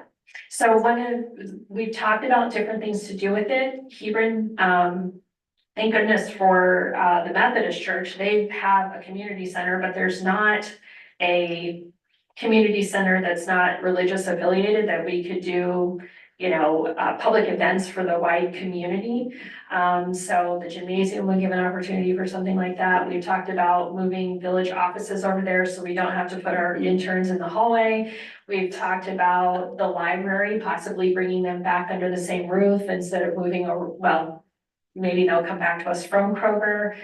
We have a historical society, we have other types of organizations, so it might be an opportunity to bring people together. Plus, it's way more walkable than coming all the way out to this side of town. So there are some benefits, but we have no idea how much it would cost. And we have no idea if we can get the money. So not trying to build any false hope, but I do hope that we'll do the full diligence to find out if this is a good fit. Did I miss anything? What would you like to see there? Well, one, I would like to see it stay in some way, shape or form, just because I feel like I heard a lot of talk about like the village's identity, and I feel like that is one of the most important parts, that because it's been here for such a long time. So I would obviously like to see it stay, and I think the community thing would be a really good idea. Because like it can stay, but it also has to evolve with the village. So if the village is going in a direction where it's more community based, then I think that it also needs to. So yeah. Yeah, thank you. And I'm so sorry, would you mind telling us your name and address for the record? Yeah, do I come back up here? Please, that way she can hear it for her recording. My name is Kenna Parkinson, and like my home address. You could give the school address if you only knew it. Okay. She lives in Lakewood. Lakewood, yeah. Thank you. Thank you. Okay. Thank you so much. Thank you for your input. No pressure. Do you have any? No. Okay. I don't live here. So. Okay. All right. Anything else tonight? Yes. I forgot something. Okay. Okay, I had the privilege of representing Hebron on the rededication of the westbound rest area. It sounds crazy, but it's one of the first rest areas. They're out of 33 in the state that they're redoing. That's the first one they're redoing. It has got murals all over it. It's really a nice place. It represents the 8 burial mounds for the Native Americans in Ohio. And you have to go out there and look at it. It's really nice. And they're evidently going to do all the rest of the break areas or rest areas that way. But the governor was out there, Tim Bug was out there, so who was it? Mayor of Heath, Mayor of Newark, and and they did a really nice job. It's a really nice place. You said the westbound? Pardon? The westbound? Yes, westbound. Yeah, I don't think there's an eastbound over there yet. They're gonna, it's in the plans, but, the eastbound will be like the west side. It should be eastbound. On 70? Westbound. On 70. Westbound. There's one on both sides. That's One on in- both sides. That's west of 13, just. Well, it's the one on the north. In between 13 and 79. How's that? That's where it is. On the north side.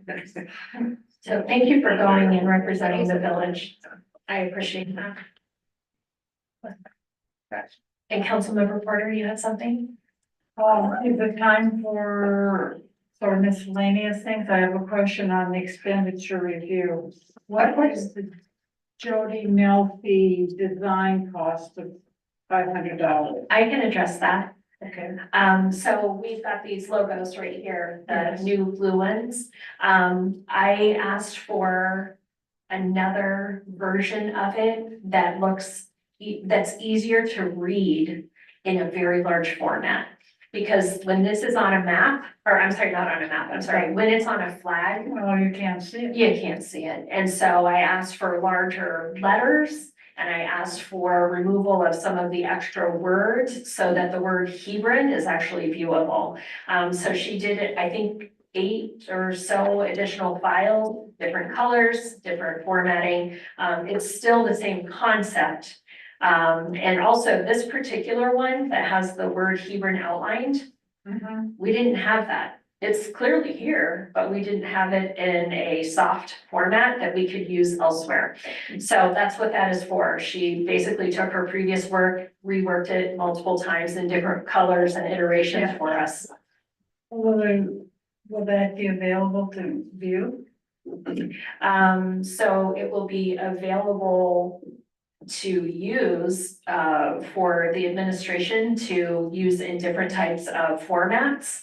But if you'd like to see them, I'd be delighted to share those with you. The only thing I have, the reason that prompts that question is that, as you said, you can't see it when the flag has been up for 2 weeks, it fades, and you don't know what it is. I think those are rather nondescript colors. They just sort of fade in, and there's nothing that goes pow. And I would like to see, if we have to stay with that design, and we probably do, I understand that. But I don't care for the colors. They don't pack a punch. They're not very memorable to me. Okay, so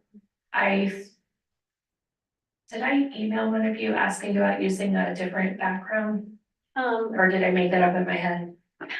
I got the email with the drive that had the different versions. Yes. And the different coloring options, but Yeah, so one of the versions is actually of that brighter blue, not the super dark one, as the background color. And then the word Hebron is in a contrast. So it's still leveraging the blue, but the flag itself would actually be a bright blue flag. So that's well, that's not your favorite either. Either way, No, it is I just okay, can't you're visualize envisioning, it. okay, that face, I was like, oh, maybe it's not a great I just idea. can't visualize it, but I'm not in favor of those to Yeah. begin with. So if we can emphasize something Yes. that makes it unique. Yeah. So let me say this, I'm not married to this, okay? Not the hill I wanna die on, but we did just invest in the Oh, I logo just a understand couple that. of years I ago. understand that. But I will say, if council wants to, go back to the trough on this, I'm cool with that. I Let's just, do it again. yeah, maybe we put money in the budget for 25, if that's important, but, all that to say, that was what the additional $500 was for, and I am painfully aware of how challenging it is to read the word Hebron on our current flags, It's even the ones that haven't faded. even the ones that haven't faded. Gary keeps teasing me that is a surrender flag. It makes me sad. Cause he says all he sees is a white flag. I'm looking, trying to find Yeah. the statement and then. Anyway, Does that answer your question? yes, it does. Okay, thank you. Thank you. Yes. So the next item on the agenda is a review of expenses. Any questions about those? That's it. Okay, any additional questions? Okay. And the meeting schedule, or meeting event schedule is listed, still including May 8th. And now I am looking for a motion to adjourn. Oh, I remember those. I'd like to move that, the meeting of the Hebron Village Council be adjourned at 9:25 p.m. I'll say. I have a motion and a second, Councilmember Porter, Councilmember Chapman. Roll call please. Mr. Wolf, Yes. Mrs. Stoner. Yes. Mr. Wow, I heard this Chapman. Mr. Carpenter. Yes. Mr. Howard. Yes. Mrs. Chapman. Yes. Mr. Porter. Mrs. Yes. Porter. Thank you, council.